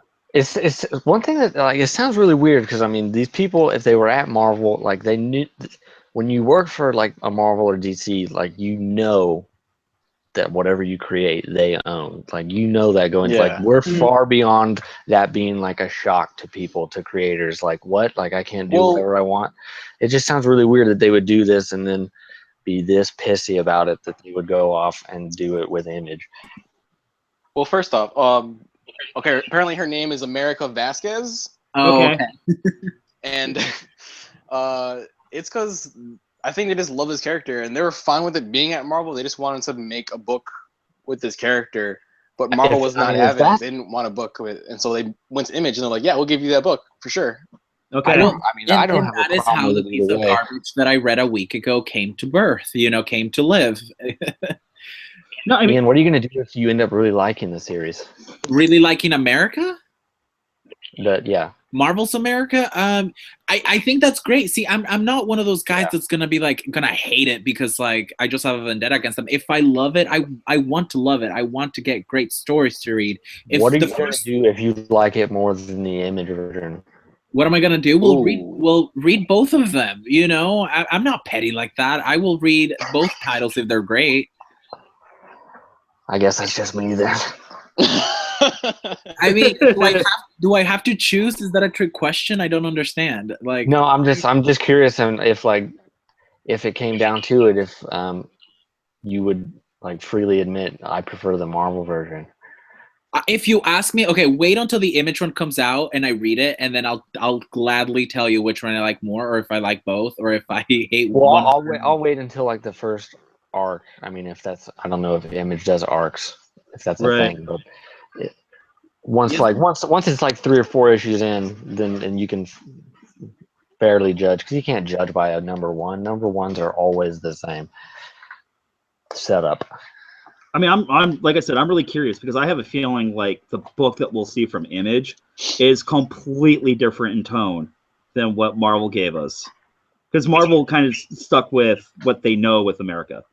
Like, all right, Young Avengers, cool. That's what they did. I have a sneaking suspicion we're probably going to see something completely different in tone from the Image title. It'd have to be, because they're not going to be able Yeah. to have her interact with Marvel characters like the Marvel version will. She'll be on her own, and Right. That or begs maybe, the question: or how maybe is are the supporting cast going to be? maybe Mhm. they'll just create their own little doppelgangers of Marvel characters within this book, which would be weird. That'd be Yeah, this is true. insane. It's totally true. What I mean, kind of how want to see that far? now. Yeah, how far are they going to take that title? Like, are they going to kind of? I'm not going to Do, read like, it, but fake I'm characters? interested in hearing everyone's reviews. I just want to see like if they can do that and get away with it. You know, like have a Captain America but Image. You know, and he's just enough different. You know, oh man, that'd be crazy. Dude, it's Maybe they'll just call him Captain North America. Lieutenant America. It's No, they'll totally like give him a promotion. He'll be like Lieutenant Colonel America. So here's something I was gonna ask you guys, and I completely forgot what it was. So I'm gonna kind of ramble on for a second until the thought comes back into my head. Oh, so there was it was kind of interesting. Both of you guys touched on it about creators and knowing that whatever you do for Marvel, you're never gonna own, which is why Brewbreaker doesn't ever write for Marvel anymore. He just doesn't have any. I've heard him say on panels that he has no intention to read comics by creators when they don't own what they're writing anymore. I have a real problem with that. Yeah, well, he got burned, and I don't blame him for it. The Winter I have Soldier a is his question creation. for you guys when you're done, Kirk. Yeah, okay. So it's just a funny story. It's not a funny story. It's a story I wanted to share. Kara Andrews, who did a really great run of Iron Fist, and he did all the writing and all the art, and I really fucking enjoyed it a couple years ago. He was talking about a story about how he was approached by Marvel. They wanted to do another title as a follow-up to Iron Fist, and he'll never forget walking up to the Marvel building, and he had to get signed in. And it was right then and there that he realized he'll never actually work for Marvel. Like, he'll never work with Marvel. It was that moment when he realized that he'll always just be working for Marvel. And he said it really eloquently, like, he's like, they buy me dinner, but they'll never actually invite me into the restaurant. And that's when he decided to turn that down and started to do some image work for a little bit as a small break. And I think that's really interesting. This is a really cool discussion to talk about. Like, what lets Marvel have guys like Jason Aaron write some of their marquee characters, and then also have free run over at Image Comics? Because I have a sneaking suspicion Image is like, we don't give a fuck. If you've got a story, we think we can sell it. It's all yours. And I'm really curious. Baker has I think he's got 2 years left, but he had a 5-year contract of like, do whatever you want. He and Phillips can do whatever they want. And they get a page rate now, and like, yeah, that's insane. Like, yeah, he said Phil and Brewbaker's always said, this was over at the last award show at Comic-Con last year. He had his award, he had won for something, and he looked at the entire audience of professionals and creators and said, make no mistake, Image is the best deal in comics because they only care about the creators. And it was mind-blowing. And then all of a sudden, the guys over at Drawn and Quarterly got up and won an award for this thing. And then they were like, oh no, we're the best deal in comic books. But that was a whole other. But it's really something to kind of examine. Like, I don't want to pick sides here, because this show talks. I mean, we talked about a lot of DC tonight. We talked about some Marvel tonight, and then now we're talking about indie comics. And I kind of feel like a lot of our audience, the people that find this show, do indie naturally, we gravitate more towards the indies. That's why I think you need me so much, because I'm not that way. I round you guys out. No, you do bring the balance, and I appreciate it. I mean, I'm glad we had a DC talk tonight. You have no idea. Yeah, finally excited to read a DC book again. Like, really genuinely excited. And it's several books right now at once. I'm livid. Dude, DC's making some really great shit, and Marvel is making shit. And it's so strange. And guys, this weird paradigm shift in the industry. Well, that's what I want to talk about. Like, what do you think happened to Marvel? Like, what would you do to change what's going on there? I think politics happened. I think the presidency happened. And I know it's a sensitive subject, but I think so. I think a lot of it is the presidency. I think a lot of it is the bottom line. And I think the other part of it is Marvel not seeing current trends in the market right now. I think a lot of it is low. Yeah. Oh, absolutely. I mean, through any publication like history, there's ups and downs, and I feel like we're Yeah. just in a down. We're just in a down. I just I mean, I love that DC at some point was like, all right, Jeff, get in here and fucking save our asses, and like we all collectively were like, thank God. And I think the other thing is Marvel is not paying attention to current trends right now. Image doesn't approach comics as us versus them. They approach it as for the creators, and the creators then tell amazing stories from a special place. Yeah, and it's almost like Marvel feels like they're too big to fail, and so they're looking at these indies and they're not taking notice of the fact that shorter runs, self-contained stories, and out-of-the-box storytelling is really grabbing people's attentions right now. Mm-hmm. Do you think that has anything to do with maybe like the cliche that like people today don't have as long of attention spans as they might have had in the past? I think continuity is an enemy of comic books. Really? Because I am on the other side of the fence. No, I love continuity, but at the same time, like we've definitely seen Marvel constantly just put out comics for the sake of holding on to a trademark, or put out comics just because it's their mandate. You know, like I never got into like Elseworld stories just because I know that it doesn't have any effect on like the greater universe. You see, and I love Elseworld story because they have nothing to do with continuity. Like, I wish everyone would just be like, you know what, screw continuity. We're just gonna put out good stories. You know. Well, and don't forget, DC tried to do that again a while ago, and it didn't really work out that well. What did they do? They were starting to, before the Rebirth thing happened, they started giving creators free reign to do self-contained stories, but they were not. The execution on it was really bad. I feel like you can only get away with that kind of thing if the characters are involved in those stories. They're only appearing in those stories.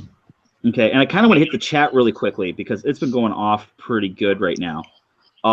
Let's see. The Brewbreaker talk was really interesting. People really enjoying the talk about Image.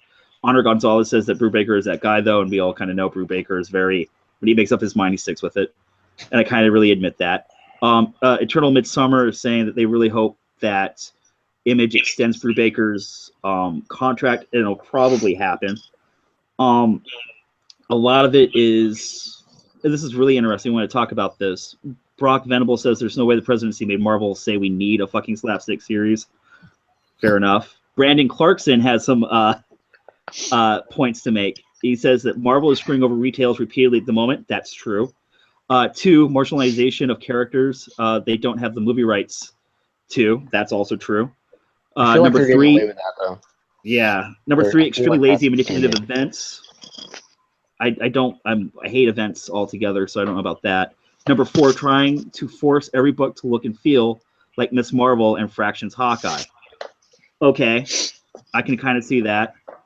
What worked once for one character doesn't necessarily work for everything else. Number 5, making all their heroes hate each other and generally act like dicks. Yeah. Every story is basically Civil War without the banner. Yeah. So those are some really interesting points. I like I don't read the indies, but I'm glad they exist. Yeah. Like I said, I feel like I can't imagine that they cut into like the bottom line of a Marvel or DC that much.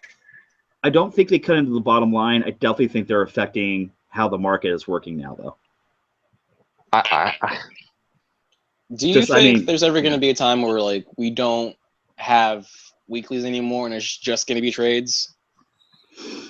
No. I feel like if it ever these singles will be digitally. I think like paper singles will go away. I'll stop reading then. I don't know, dude. I think you still need the. I definitely think trades are going to start taking, and it's already started.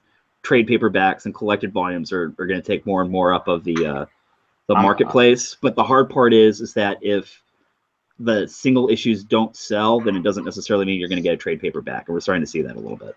I'm hoping that when Marvel they do this change that we're going to see in summer, that they go to like DC and have the $2.99 cover price. The $3.99, like that extra buck, like it hurts sometimes.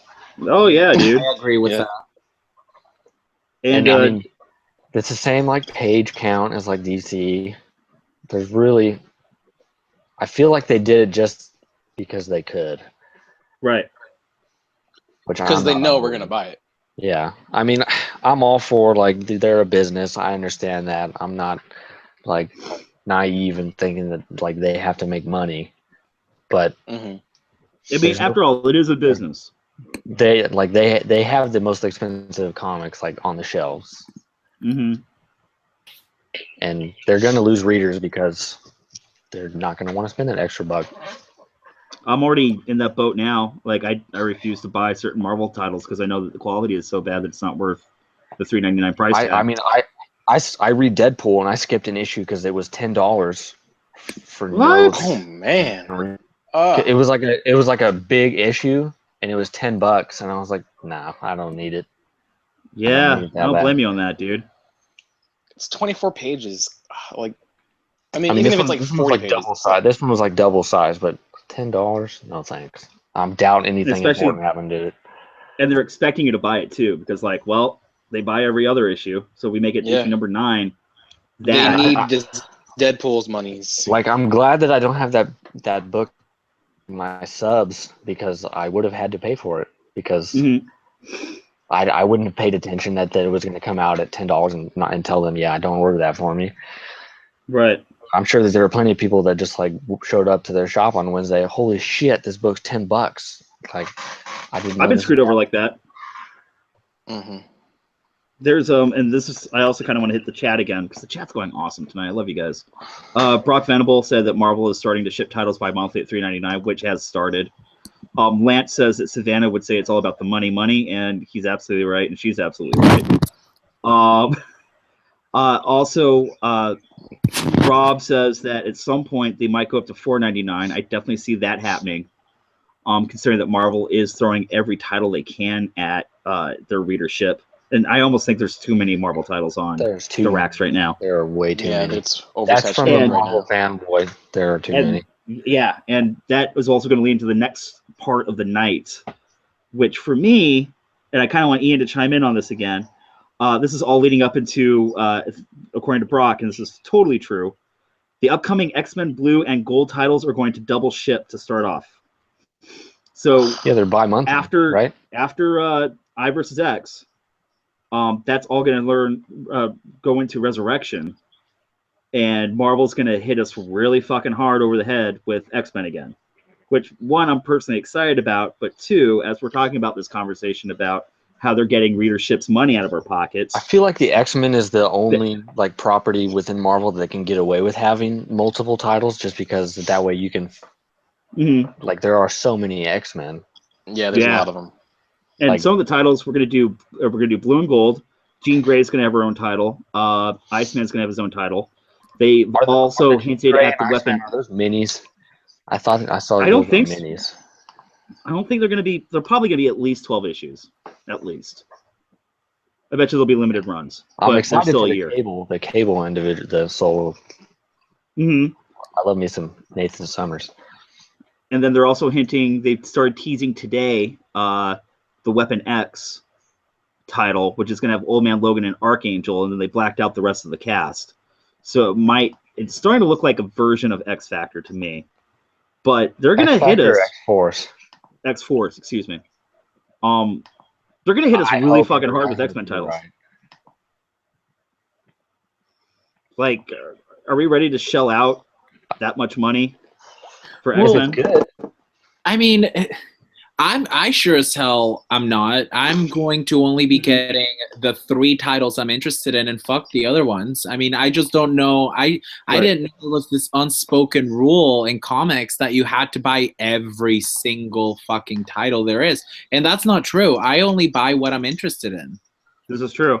And I forgot, Ian's showing it right now. Also, Generation X is going to make a comeback, which I'm actually really excited for because Jubilee is going to be team leader on this comic. Oh my God, Jubilee! Oh, yeah. Is she the still a lady, vampire? Kid Omega. I'm so fucking ready for Generation X. You have no idea. Mark the time right now. iBoy, Kid Omega, Jubilee. Ian's body is ready. I just gotta tell you that everybody else on the team I Kid met Omega. on Wolverine and the X-Men, so I love all of these characters already. Yeah. So I'm stoked. Is Jubilee still a vampire though? Good question. I don't know. I don't think so. She doesn't look vampire-y on the cover. Something She must was have happened. she was doing the Daywalker thing, and she was also taking care of the kid from she was kind of being like a surrogate mom. I dropped off a little bit on Jubilee's story. I'm sorry. The Battle of Ian, I'm gonna pick up this book just because you like Omega so much. Literally, if I Google "is Jubilee still a vampire," it comes right up after you type Jubilee. And I'm glad I'm not the only one who doesn't know. Okay, so and just fun let's see. fact, I strongly believe that Sean could totally play Kid Omega in a movie. I'm curious, shit! like, that's why I want to read. Like, is he like me personality wise, or is it just because I have the haircut? No, okay. If you really, I mean, I can't vouch that Generation X is going to be good, but you should definitely read Grant Morrison's run on New X-Men or Wolverine. That's like Wolverine and the X-Men. Morrison's New X-Men is my next trade purchase as soon as I finish Uncanny X-Force. Nice. So, but be aware that Kid Omega doesn't show up till like maybe like a little bit over the first quarters through. Okay. Because because New X-Men, Grant Morrison's New X-Men starts off with the whole like Cassandra Nova arc thing, and you know that's always devastating because he showed up in this volume 2 of Uncanny X-Force, and when Genesis first gets there, and he's a real dick. It reminds me of someone. Okay, so is that so sassy. Which, by the way, guys, this is literally how they talk to each other in the chat, and it's hilarious. We are so dysfunctional. I love it. This is how we get out our issues in comic books. Officially, Jubilee, once a teenage mutant, became a member of the X-Men who could release colorful, powerful, explosive plasmoids and detonate matter at a subatomic level. Robbed of her powers by M-Day, she has been transformed into a vampire after adopting an orphaned boy, Shogo. She got a job working... I remember Shogo. And she got a job working for Patsy Walker, a.k.a. Hellcat. Most recently, she is in charge of teaching and leading a group of teenage mutants in Generation X. Confirmed, still a vampire. Damn it. Would anybody else, quick question, and hopefully we don't go off on a tangent, would anybody else be opposed to them undoing M-Day? Dude, M-Day was fun storytelling, but it ran its course. Yeah, it was fun, but it should have just stayed. Like, I feel like it's really weird that it hasn't been undone since Scarlet Witch can just like, okay, we're back to normal. Well, I think they kind of have undone it a little bit at a time over different storylines, because the X-Men are not pushed to the extent of extinction as they were back in M-Day, but they still are. Their livelihood still threatened to the because of the Terrigen Mist. So. Yeah, I'm gonna try some of these X-Men titles. I'm not promising that I'm gonna stick with them. Whichever was it, is X-Men Blue the one with the younger X-Men? I think so. That'll probably be the one I drop first. Okay. Wait. And then Gold is Kitty Pryde and Old Man Logan and Storm and Colossus and I think another character named Nightcrawler and another character named Prestige. Isn't it what is her name, like she's been in what the hell is her name? She was in I forgot it. Rise and Fall of the Shi'ar Empire. Oh, okay. So she's a newer character. That's her. But Okay. She's like a Gray. She's like in One of Jean them. Grey's family. She has like the Phoenix Force. Jonathan says, our moderator says, it's too bad Jubilee lost her powers. She'd sparkle as a vampire more than the Cullens. Oh, a Twilight joke, ladies and gentlemen. We were able to get one in here. I mean, is anybody planning on reading Iceman's solo title? Like, I mean, Yes. come on. Why I'm excited for that. Why is nobody talking about Iceman's solo title? Because he's gay? Is that not why? because he's gay, just because Bobby is like the least interesting of the main X-Men. Yes and no, dude. Like, if you've got a writer who's using Bobby as Omega level powered, then the stories are fucking awesome. I like him. I don't know Yeah. how well he can be in a solo book. That seems really weird. He seems more like he's like a secondary character. Mm-hmm. He is the comedy relief. Yeah. So I think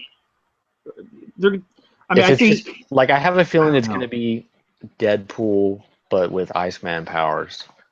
It's being interesting. I don't know what to predict from it.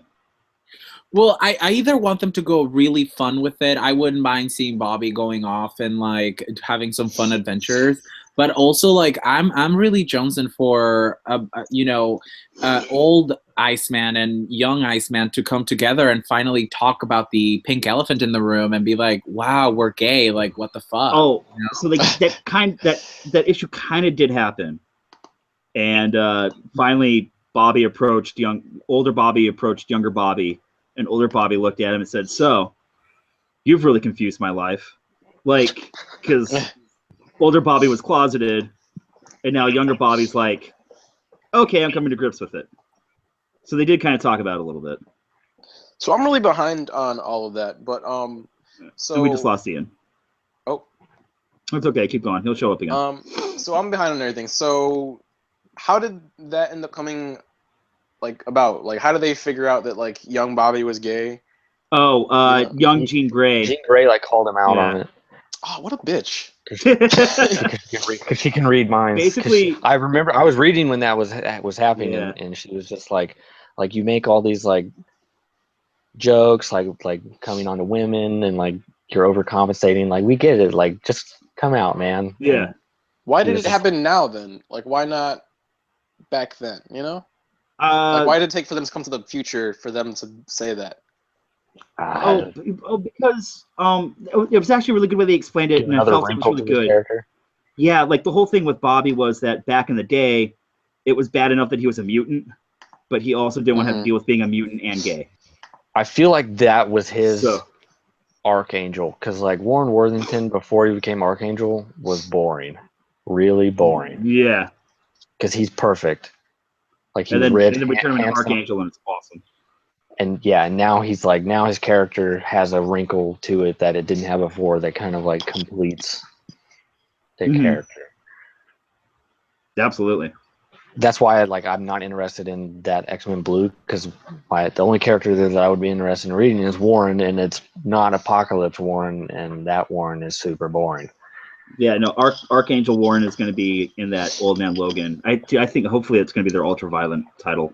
Hopefully, I looked it up and I saw the image and I'm excited. I don't care for Old Man Logan, but whatever.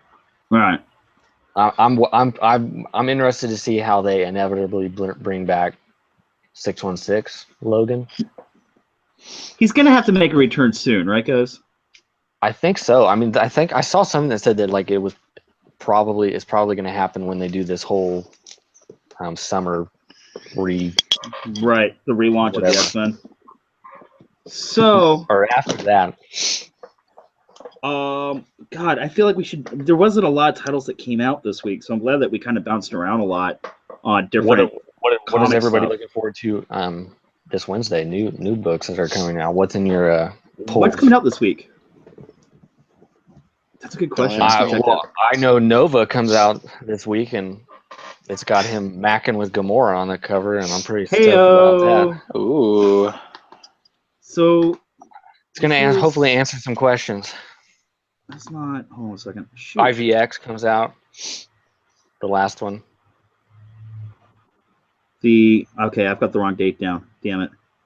Oh well. And then if you guys are reading Superman, you're gonna have to get Action Comics this week as well.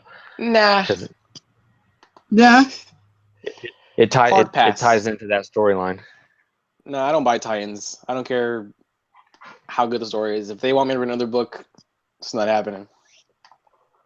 Civil War got me. No, it's like a hard tie-in. Like you're not gonna get the full story unless you read it.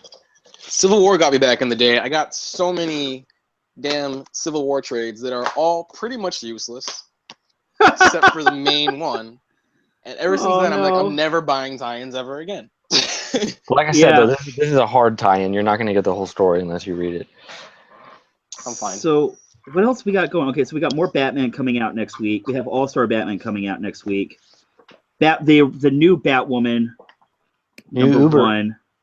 Cave Carson has a cybernetic eye, which I'm still on the fence about with that series. Oh, you guys! Wicked and the Divine comes out. Fuck yes! Wick Div. I haven't really thought about Wick Div since the last issue, but I'm excited to see what happens next. Well, of course you are. We all are. I love Wick Div. We were talking about the fact that like Wick Div is such a great concept that now other creators are trying different variations on it. What else we have? Casanova. That's that the other title doesn't Matt have Fraction. the same creative team on it the whole time. What else? God Country number 3 comes out, which I'm really excited for. I gotta read that. Apocalypse number 11. Everybody should be reading that. Ooh. Killer Be Killed number 7. Oh, that's still going? I thought that was nice. No, everybody's buying it. Have you not heard the news? Is that going to be an animated TV show? I don't fucking know. I don't think so. That comic is too rated R for television. I don't think they could like put Daphne shooting up a little girl on TV. Does anybody bone in it? No, nobody's boned yet. Wasted opportunity. We all just want to see sexy Thelma. That's it. Right. What was the name of the actress who played Velma in live action movies? She was also in Green Valley number Freaks and 6. Geeks. She was also Hawkeye's wife in Avengers 2. Yeah, I love her. I really do love her. Freaks and Geeks. I don't know what her name is. It's gonna come back to me. Freaks and Geeks. What else? Oh, Grandma's Boy. We already said that. My friends tell me that I am Linda Seth Rogen's Cardellini character from Freaks and Geeks. Then let's see. Yeah, dude, there's some really good stuff coming out next week. Oh, can I give a shout out to a comic book? I just saw it on the list. Not in this show. Not in this show. Stop. Okay, so I read this title. Save it for your Twitch channel, Ian. I read this title because of Neil the Geek Father. It's called Regs, and it's only one issue in right now, and it's a Black Mask? Huh? It's Black Mask, yeah. Yeah, I read it. Oh, talk about it. Did you talk about it? Okay, so I haven't seen a premise like this before. I mean, I'm sure if there is something out there, one of you guys will let me know. But it kind of takes like a view into the life of the homeless and like especially the homeless in this city who might be like, I don't know. I don't want to ruin it, but Kirk, please chime in. You would do it justice. Okay. So if you guys really liked Neverwhere by Neil Gaiman, he played with the concept that the homeless are not what they seem, but they're easily ignored by society, so we don't notice what they're about. Yeah. The Dregs is kind of a play on that. And the mystery that I just want to say it, but like I don't, because I want you guys to read it. Say it. Say it. Oh my god. Okay, so like the homeless are essentially like being taken by I think the city itself or the people that are running it and like killed and like turned into food. Yeah. Oh my god. Soylent Green. Kind of like Soylent Green. Soylent Green, yeah.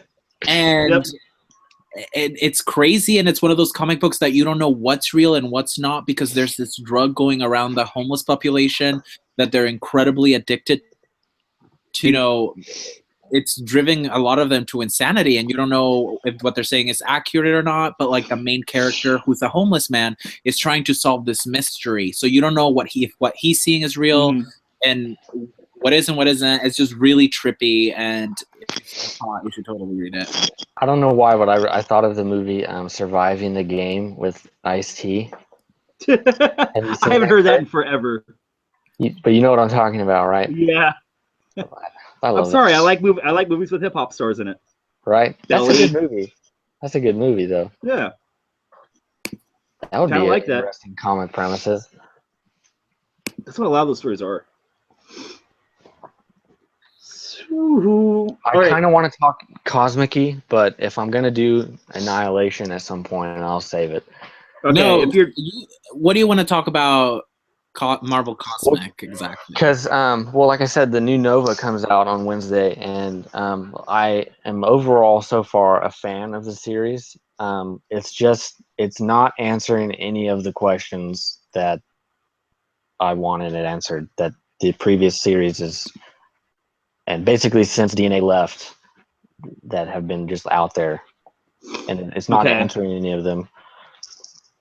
I'm really confused. So is this still Richard Rider, or is this? Yeah. So okay. This is the book with Ryder and Alexander. It was really annoying because Nova. Ryder, yeah. Here we go. No. Nino. I will wrestle. Mom, Dad, I hate when you guys argue. Anyway. Okay, literally, Sean and I spent an entire week fighting over fucking Novas. It was great. It's not a fight. It's me telling the truth and you rambling. Oh, okay. Anyway, I'm gonna take the high road since we're live on air. One problem that like Alexander's previous titles have had is they've created questions like with the Nova mythos, and then like they've made you believe that they answered them, and then they would just cause more problems. Like they would bring up more questions. So like the Nova Corps is an obvious, blatant ripoff of the Green Lanterns. Like I think everybody can get on board with that. I'll agree with that. Yeah. But like the thing that separated them from the Green Lanterns is like you take a Green Lantern's ring away, and they're just a dude. Like no part of the uniform is the power of a Nova Corps. The helmet is basically just like an accessory. The uniform is just an accessory. The power is inside them, and they changed that with Sam Alexander because he's just a kid until he puts the helmet on, and then he gains power. And then they tried to explain it like, okay, the Black Novas, they were a separate group. They were split from the Nova Corps and like the Black Ops unit, and their power generates from the helmet, so that way they're not tying into the Nova Force. They're not sapping like, and it was like, okay, we can get on board with that. And then like the next like a couple arcs later, they say something like, oh yeah, all Novas gain their power from the helmet. And bless you. I won't like it if that is ends up being like the new truth, like that they retcon that, but they haven't come out and said that like is what it is. They're just kind of ignoring it, and it's really annoying because Richard in this comic does things like he summons his helmet, like it flies to him, which makes me believe that like he has power without it, but then he doesn't get his uniform until he puts his helmet on, which is a problem because if he has all of the Nova Force, the point of his his costume was it helped him control the power of the Nova Force, because without it, it was too much and he would die. And he's not wearing it all the time like he's supposed to be. So they're just not answering questions that they need to answer. Like Ian probably has no idea what I'm talking about, because like if you're just jumping on, these questions don't. Yeah, I have no questions. I'm just enjoying the comic. Exactly. Like if they're just, that's basically my biggest problem, is that they're just ignoring everything. And like I said, if they come out and say, no, this is what it is now. We retconned it. I won't like it, but I'll be at least happy that I understand why things are the way they are, and they're not answering any of those questions. I mean, Like what type of questions? Like, give me one, for example. Well, that is like, not too spoilery. okay, so right on that picture you have right there, on his helmet, his star is not the star that he had when he went away. That is an indicator that he is just a Nova Centurion and not Okay. Nova Prime. And I mean, he's the only one that can demote himself, and I want to know what is up with the self-demotion. I want to know where the hell World Mine is. The World Mine was a huge You mean the part. Nova Force? Is that what you're talking about? No, the Nova Force and World Mine are two different things. The World Mine is like it holds all of, because the Nova Corps, they come from a planet Xandar, which was in the Guardians of the Galaxy. That's where their the World Mine is kind of like the collective knowledge of the entire culture of Xandar and the Nova Corps, and it's just like a super advanced AI. And where is it? I got to know the World Mine a little bit on Annihilation Nova, correct? Exactly. But in that title, they made it seem like the World Mine and the Nova Force were the same thing. They are not. The Nova Force is like a power, and the World Mine is, like I said, like an AI. Because everybody that isn't Nova can talk to the World Mine if the World Mine wants to talk to them, basically. This conversation is really nerdy. And God, you guys are fucking nerds, man. in that, like, the World Mine and I read comic books. Yeah. Fuck off, Kirk. I'm just trying to understand. I'm just trying to understand because Sean is obviously very passionate about Nova, and I want to understand it. And from what I've read so far of Annihilation, it's great. I love the backstory. I love Dick Ryder, and I love Dick Ryder. I don't want to get into it too much if, like I said, if I am going to talk about Annihilation, but yeah. The character development that he goes through in that story is better than any character development I've ever read in any other story. And maybe you're right. Maybe they're just not taking longtime readers of Nova into account with current stories, and that could very much be a fact. So I could totally understand your frustration with that. I saw something that said that they are going to talk about why he has apparently demoted himself at some point. And that's the only question that I have that seems like I'm gonna get an answer for it, or like that I know I'm gonna get an answer for. The rest of them, there seems to be no word yet on when an answer is gonna be. The World Mine's the biggest one. Like, that goes with Nova. Like, Blue goes with Superman. You can't really have one without the other. And the fact that I don't, what are we, like 5-ish, 4 or 5 issues in? And well, yeah, I was just gonna hasn't say even that been a single mention of it is so peculiar. See, this is so. I gotta tell you guys right now. One, this is really fascinating to me because I'm listening. I don't follow Nova, and I think it's so cool that, like, suddenly Ian, Sean, and Savanna all found this common ground about talking about this title. And I know it sounds. I don't want to derail the conversation, but I'm getting off on watching this because this is exactly why I started this show in the first place. And it was to get people. It was to watch people get into other comics this way. Like, the fact that Ian is reading Superman and learning about Nova is fucking cool. The fact that we're having a huge conversation about whether Image is a threat to Marvel Comics or if Marvel is being reactionary to the Image. It is. God, yes. But, like, I'm kind of getting off on this right now because this is exactly the shit I was kind of hoping this would happen when we started this a year ago. So, I mean, like, I've thought about starting up my own channel just to rant about cosmic stuff, but I mean, like, who else besides, like, Savanna would want to hear? I mean, Sean, I think you should totally do it because I'm interested in what you have to say. I really want to know the reasons why you're frustrated, why you love Marvel Cosmic, why you're so passionate about Nova.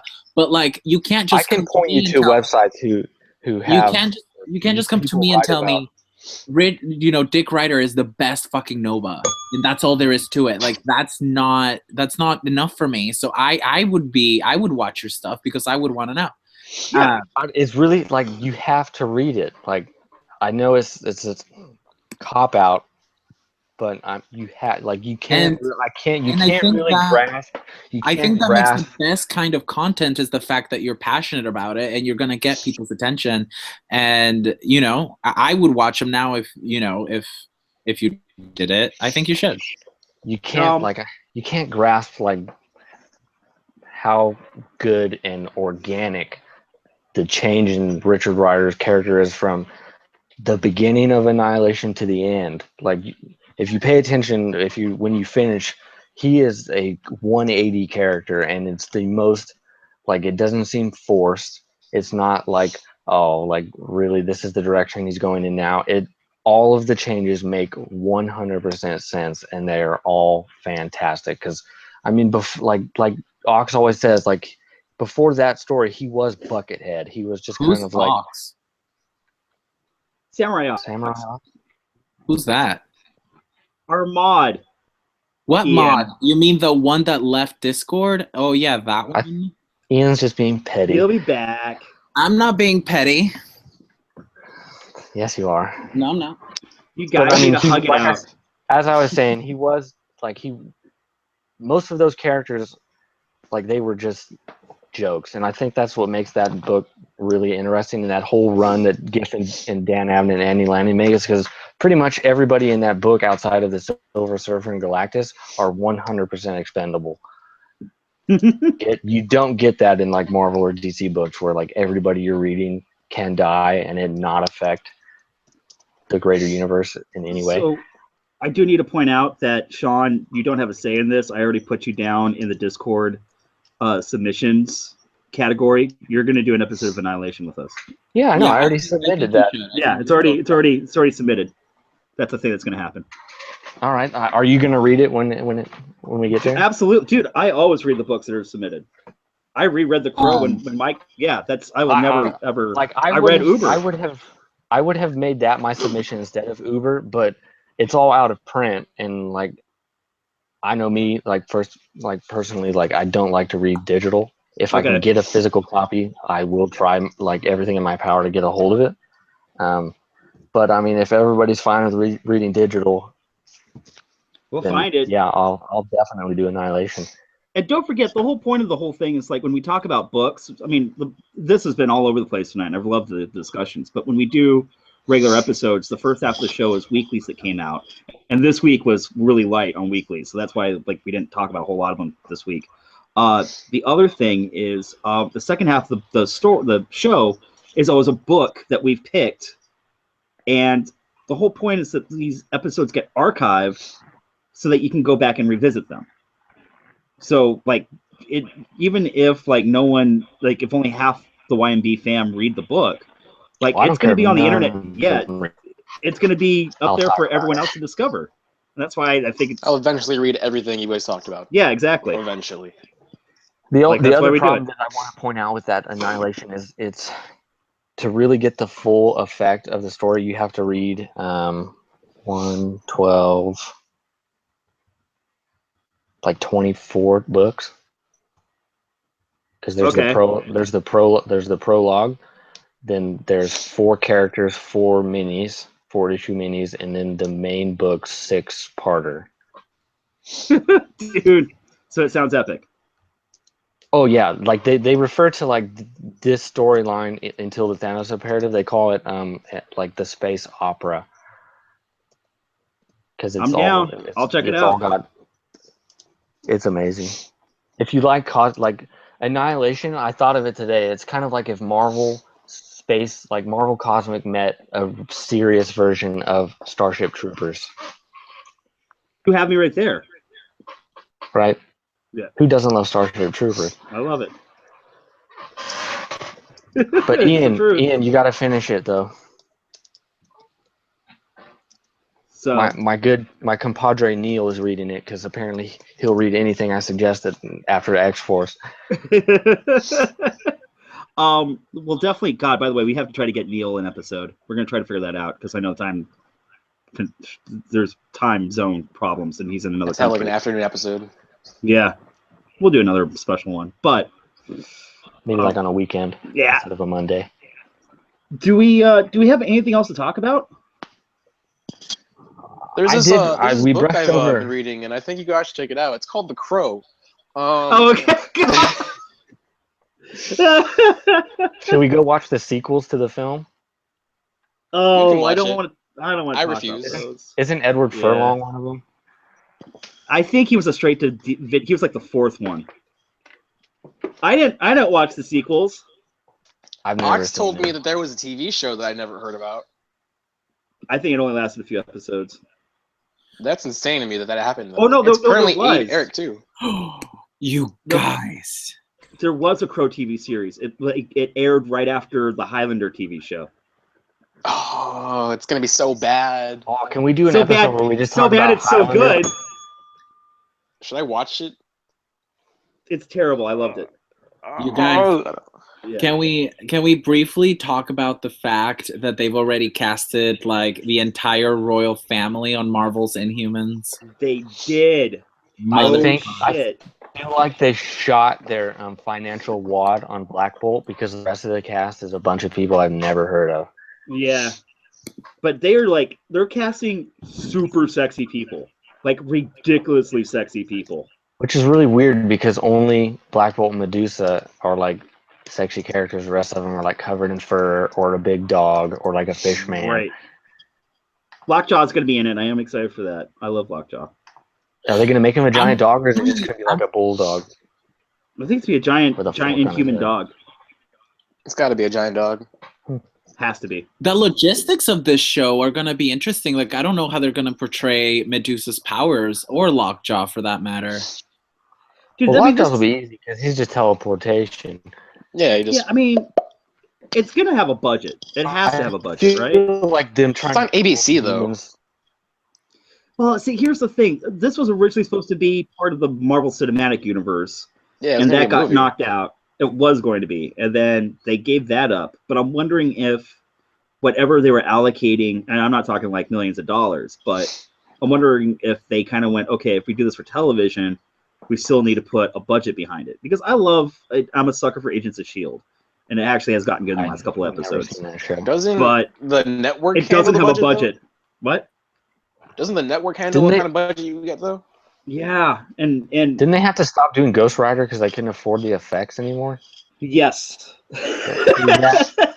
Like that. I that love that's worries the me. reason. Yeah. Like, So he's not in it because like his character's story ran out. No, they just couldn't afford to do him anymore. Well, Ridiculous. guys, we just didn't calculate this right, so we gotta kick him out. and one of the other It's things, Disney. Disney Someone has else- all the money. but here's the other thing. It's funny because someone else in the chat just mentioned this and beat me to it. The premiere is going to be on IMAX. Like you're going to be able to go Oh, to the the first two theater and episodes, watch. yeah. Yeah. The first two episodes are gonna be on IMAX. So I'm very curious to see what it's going to be about as far as like budget and scope and where it's going to fit I'm not into holding my breath. Marvel universe. I mean, I thought it would have been really cool to be the next thing that they do on Netflix. That's what I thought. I said that on Discord. I was like, I wish they would have given, and this is my fucking life. I'm probably going to love Marvel's Inhumans, but Yeah, I really I'm wish sorry. they would have given the Inhumans over to Netflix, but it makes sense for ABC to have it because that's where Agents of S.H.I.E.L.D. is, and they deal with Inhumans. I wish that all they're- of the Marvel shows would go off mainstream TV and go to Netflix. Because it seems like they're keeping not be Netflix able to just do for like the any street wrong. level guys. Say that again. It seems like they're keeping like Netflix just for like the street level guys, you know? Yeah, Yeah. that's exactly right, actually. Because the budget is perfect for that. I mean, I'm sure they could have a big budget for an Inhuman show, but Their stream audience would have no idea about. yeah. Well, I'm curious, and like I said, we were talking about Legion in the chat earlier. I was listening to some TV critics talk about that earlier today, and I've had several people say, I haven't watched it yet, but I've had several people say, my God, you guys, are you looking at this? Look at the screen. Do you see that blue figure in the background of this picture? That's Lockjaw. Lockjaw! Lockjaw. Oh man. Oh man. Lockjaw. I'm so Do you excited for It's Lockjaw. gonna Do you guys see Yeah. that? Do you guys see that? big CG Yes. mess. It's gonna be a one It's gonna be and adorable. done show. Yeah, he's gonna But come I'm on really like sad. every one season. Yeah, but I'm really sad because that means in the comic books they're taking Lockjaw out of Miss Marvel right now. So I like Lockjaw in Miss Marvel. Is he in that book? Yeah. Ooh, is that Black Oh yeah, I Bolt? saw a cover. It doesn't look like Black Bolt. Yeah, they're going big with this thing, dude. I love that actor. I loved Hell on Wheels. So Dude, he was I've great never in even that. heard of it. that's a really good fucking show. Mm-hmm.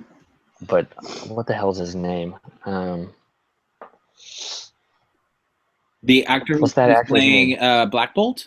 Yes. Roel Rain? No, that's not him. No? Oh, this is another dude then, maybe. Yeah, dude, the guy who's playing Black Bolt is not. He's all jaw. He's just. Yeah, he's just- great. He's a He's all ridiculously jaw. handsome dude. I will be intimidated to watch Inhumans. I'm gonna watch it, but like I said, I'm not holding my breath. Like, I would feel better if it was like on FX. Anton Mount. Yeah. Mount. Anson Mount. There you go. Yeah. His name would be Antoine. Just kidding. What? Oh. I feel like it's just I think become that's Wayne's World sexual for joke. Eden. It's just like Dreamweaver. I know you make me feel through the night. I just did that. Anyways, Somebody gift that. yeah. Sorry. Anyways, do we have anything else to talk about? I'm just looking at it because we're coming up with the 2-hour mark. I mean, I'll talk all night. I got nothing to do. My Unfortunately, bladder is full and I'm ready to burst. So okay. whenever we're ready. I have work. I have work at Kirk. 6 a.m.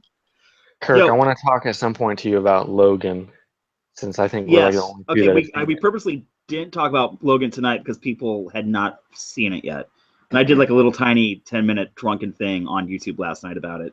On We a will couple do of an after key show points. discussion. We can talk about it after. Absolutely. Perfect.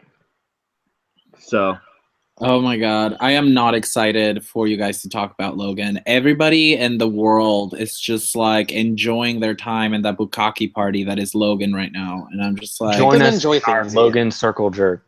ugh, yeah, I'm over Let it people already. enjoy things. it's I'm just gonna say that I did have some huge problems with it, but overall, it was a really fantastic film. I'm hearing amazing things from like people that I Yeah. actually like really I trust think- like their opinion on. I think I liked it better than I liked Deadpool. Ooh, that's mate. Yeah, I can that's gnarly. that's not surprising to me So- really. I like Deadpool, but Yeah. it wasn't like groundbreaking for me. Well, you like know? I love the Deadpool character. I love that movie, but I think Logan was better. I think it's Okay. just surprising that movie was so good because it was Fox. The And like, wow, they did it. You know? I will definitely say this: the rated R violence in Deadpool was comical to a certain extent, as opposed Mhm. to It took Wolverine, 'em a where while. it was like, holy shit, we've been screaming for this type of violence for a really fucking long time. Like, Berserker Rage, First Wolverine one. happened, and it was great. Yeah, I was really into This it. gives me hope for. And on top of that, I heard that they did Logan for $78 million. That's how they were able to get it done. They were like, we can still keep it under budget and keep it cheap. Oh, then they've I already think got their budget I back. thought It made like 80 million this week. Or something. Yeah. I thought I saw something that said that the director is going to release a black and white version Yep. of the movie. He's going to do a monochrome version of it. That I I'm still think is waiting gonna on be the great. Mad Max Fury Road version of that. I think it's already been released on a video release in England. It's like They were black and supposed to get it. chrome. And we're supposed to get an American one soon. It was just like Chrome black edition. and chrome or whatever, like black, white, and chrome. Yeah. Yeah, And it's so, That'd be dude, I cool. saw like 5 minutes of it and it was fucking hot as shit. yeah. Fury Road was my gonna be favorite movie of 2015, and I cannot wait to get my hands on that. Yeah. I'm sorry, I'm still not over my love affair with Fury Road. Oh man, it's so Yeah. good. I still prefer the original. What's that? I prefer the original Mad Max. Like the So first do one? I. I just couldn't believe that what they did with Fury Road was amazing. I Remember was him? not expecting that. When you look up. And they used the same bad guy. Yeah, Yep, the True. Knight Rider. same dude. Oh shit, he's got them all. Except for Thunderdome, because that movie is garbage. Thank you. Thunderdome was crap. The first half is great, and then the director left, and it turns into a different film after he leaves Thunderdome. It was supposed to be like a Finding Neverland, like a Lost Boys movie. Yeah. And then like halfway, like Mad Max. Dude, I'm sorry, dude. 2 men enter, 1 man leaves. After that scene, you just turn that movie off. Yep. That's it. Once and I'll never watch. Oh, okay. Alrighty. I don't want to go too far into Logan. We'll talk about that afterwards. I think we're gonna wrap this one. All up. right.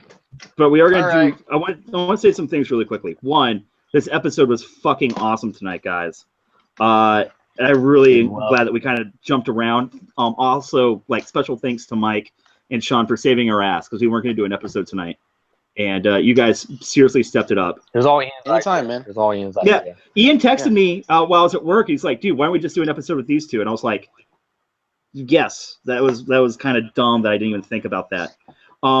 Next week, hopefully, knock on wood, we are going to do the Twitch channel. And oh my god, later, please, you guys go check it out. I pimped it out with all kinds of graphics. My sweat and tears went into those fucking graphics. It looks great, Ian. And apparently Ian was like, I'm not done with it. So I love it. I think it looks great. It was a rush really job. Good. It was a rush job because my MacBook Pro broke, so I had to go and buy quick, and I couldn't. Yeah. Adobe finally found it, and I pimped it out within 1 afternoon. So it was rushed. I would like to have more time on it, but if you could follow it, it would make me so happy. Yeah, because that's where, and I just as quick announcements go. Don't worry, guys. If you're watching this on YouTube right now, the show's still going to be here on YouTube. The episodes will get archived on this channel. The live shows, the chat, the Discord that you're supposed to be in there tonight, check it out.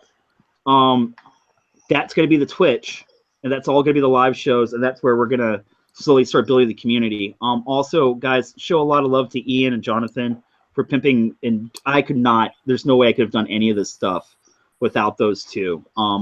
Jonathan has done nothing, he's our moderator, by the way, has done nothing but be absolutely patient with me while he has taught me from the ground level how to use more complicated streaming services. And I've learned way more than I ever thought I would doing what we do here on the internet, trying to build this community. Also, extra special thanks to Ian, one, for just like out of nowhere taking charge of the graphics, because he's got an eye for that I don't. Ooh, can I showcase them really quick? So here we have the Twitch channel. There's a banner, which, very simple, very chic, very us. Which, by the way, I like the simplicity of it. It's edgy and simplistic. I like it. AKA, I couldn't find any creativity to come up with something. Whatever. Better. It matches. Like, we're gonna do Headlopper next week. Here's the offline graphic that you will see when we are offline.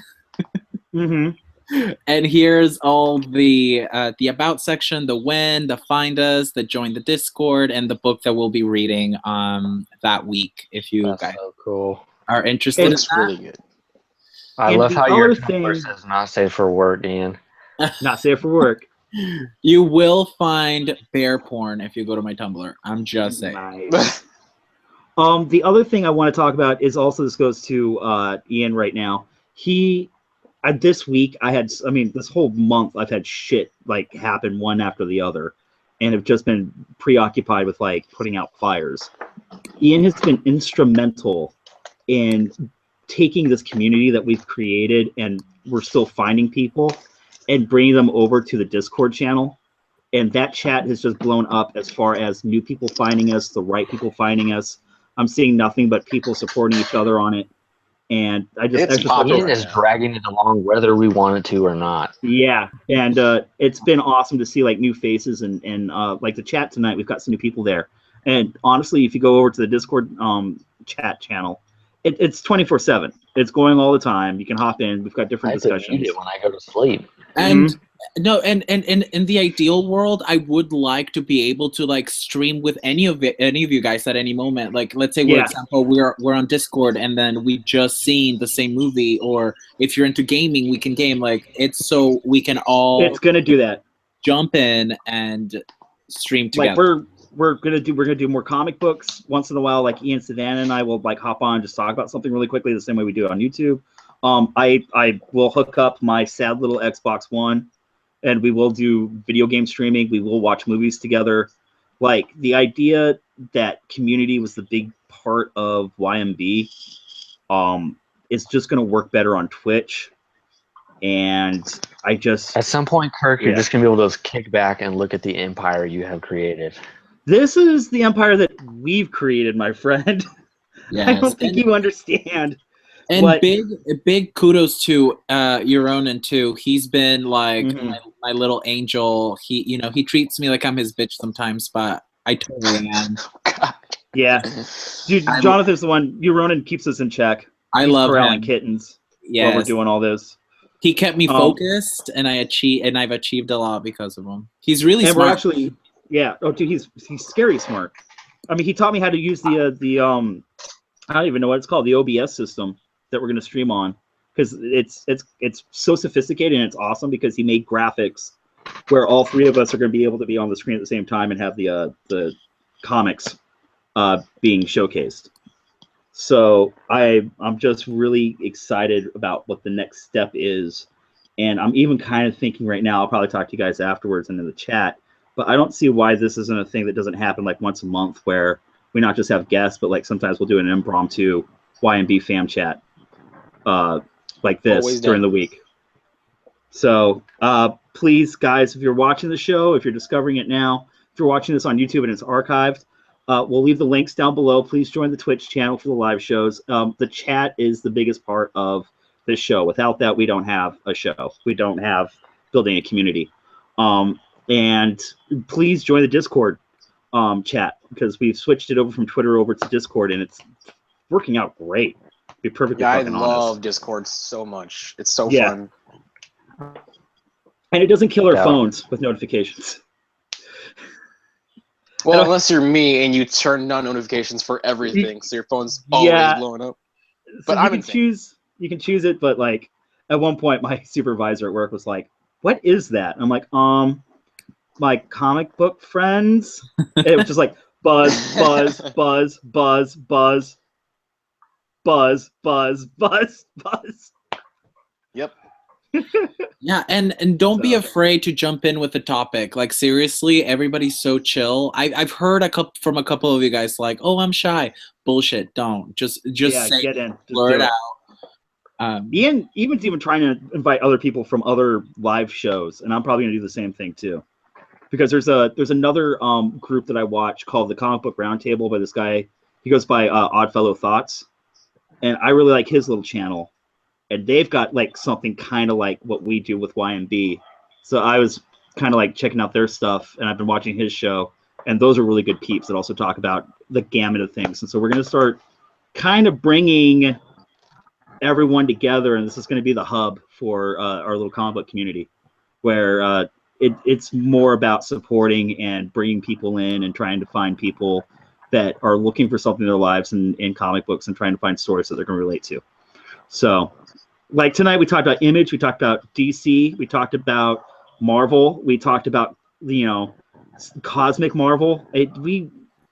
These are all comics that we normally would not be reading, that other people are like introducing us to, and that's just tonight makes me just watching the three of you tonight kind of bounce off and like introduce each other to new titles makes me realize this is working.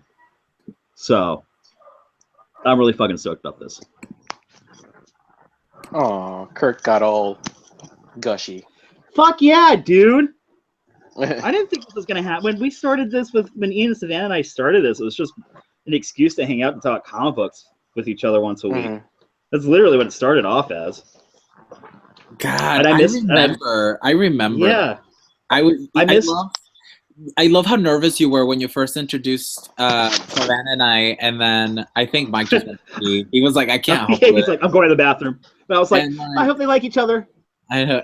And you're like, you were so like iffy about it, but then you like left chat, and then you came back, and Savanna and I had just like tore it up, and it's like, I guess I don't Yeah. have to worry.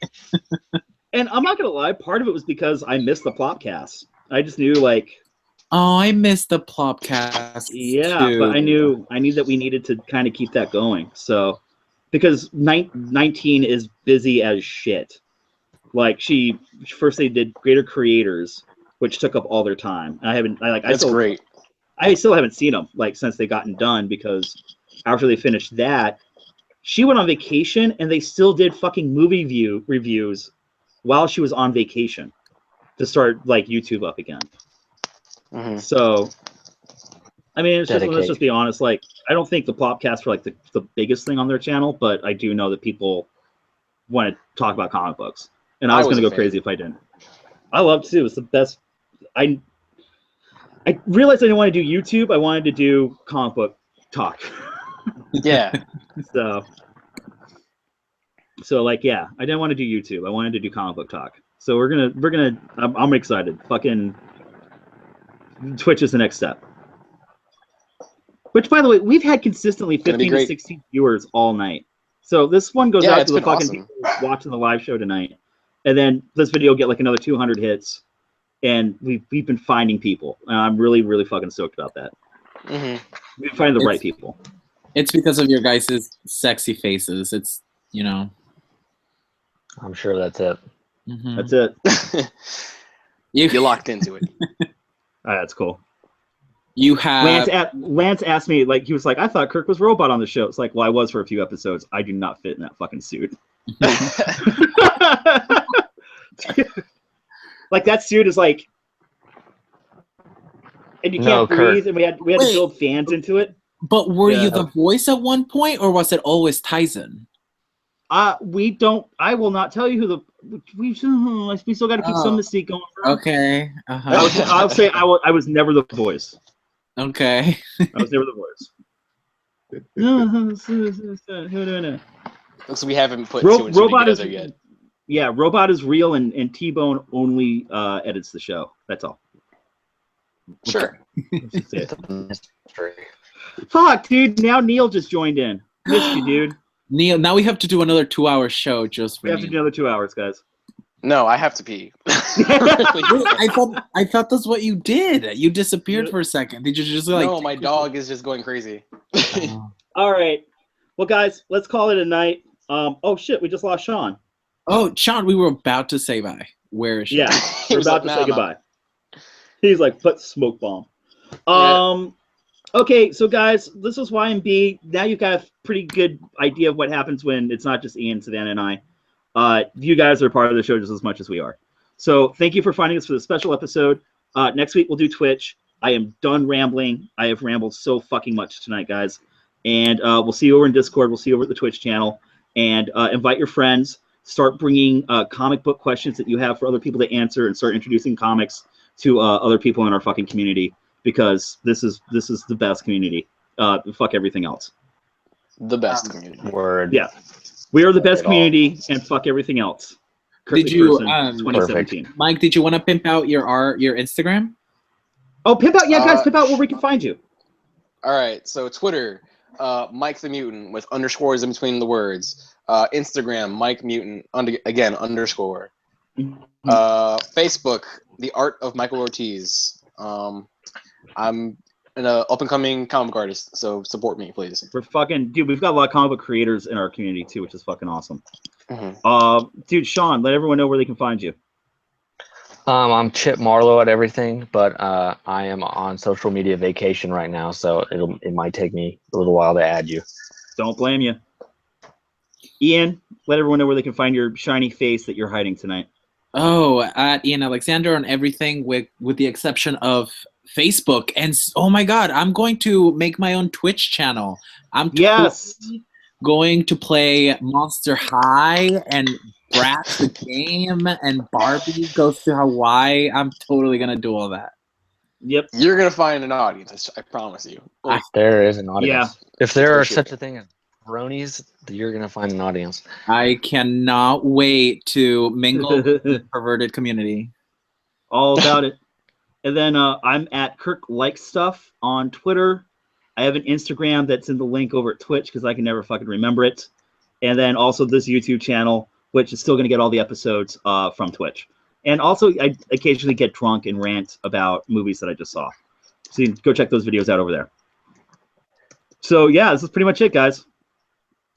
We love you. Welcome to YMD. Have a good night. All All Love you right. all. I will press stop eventually. There we go. Tall, Okay, you guys don't leave.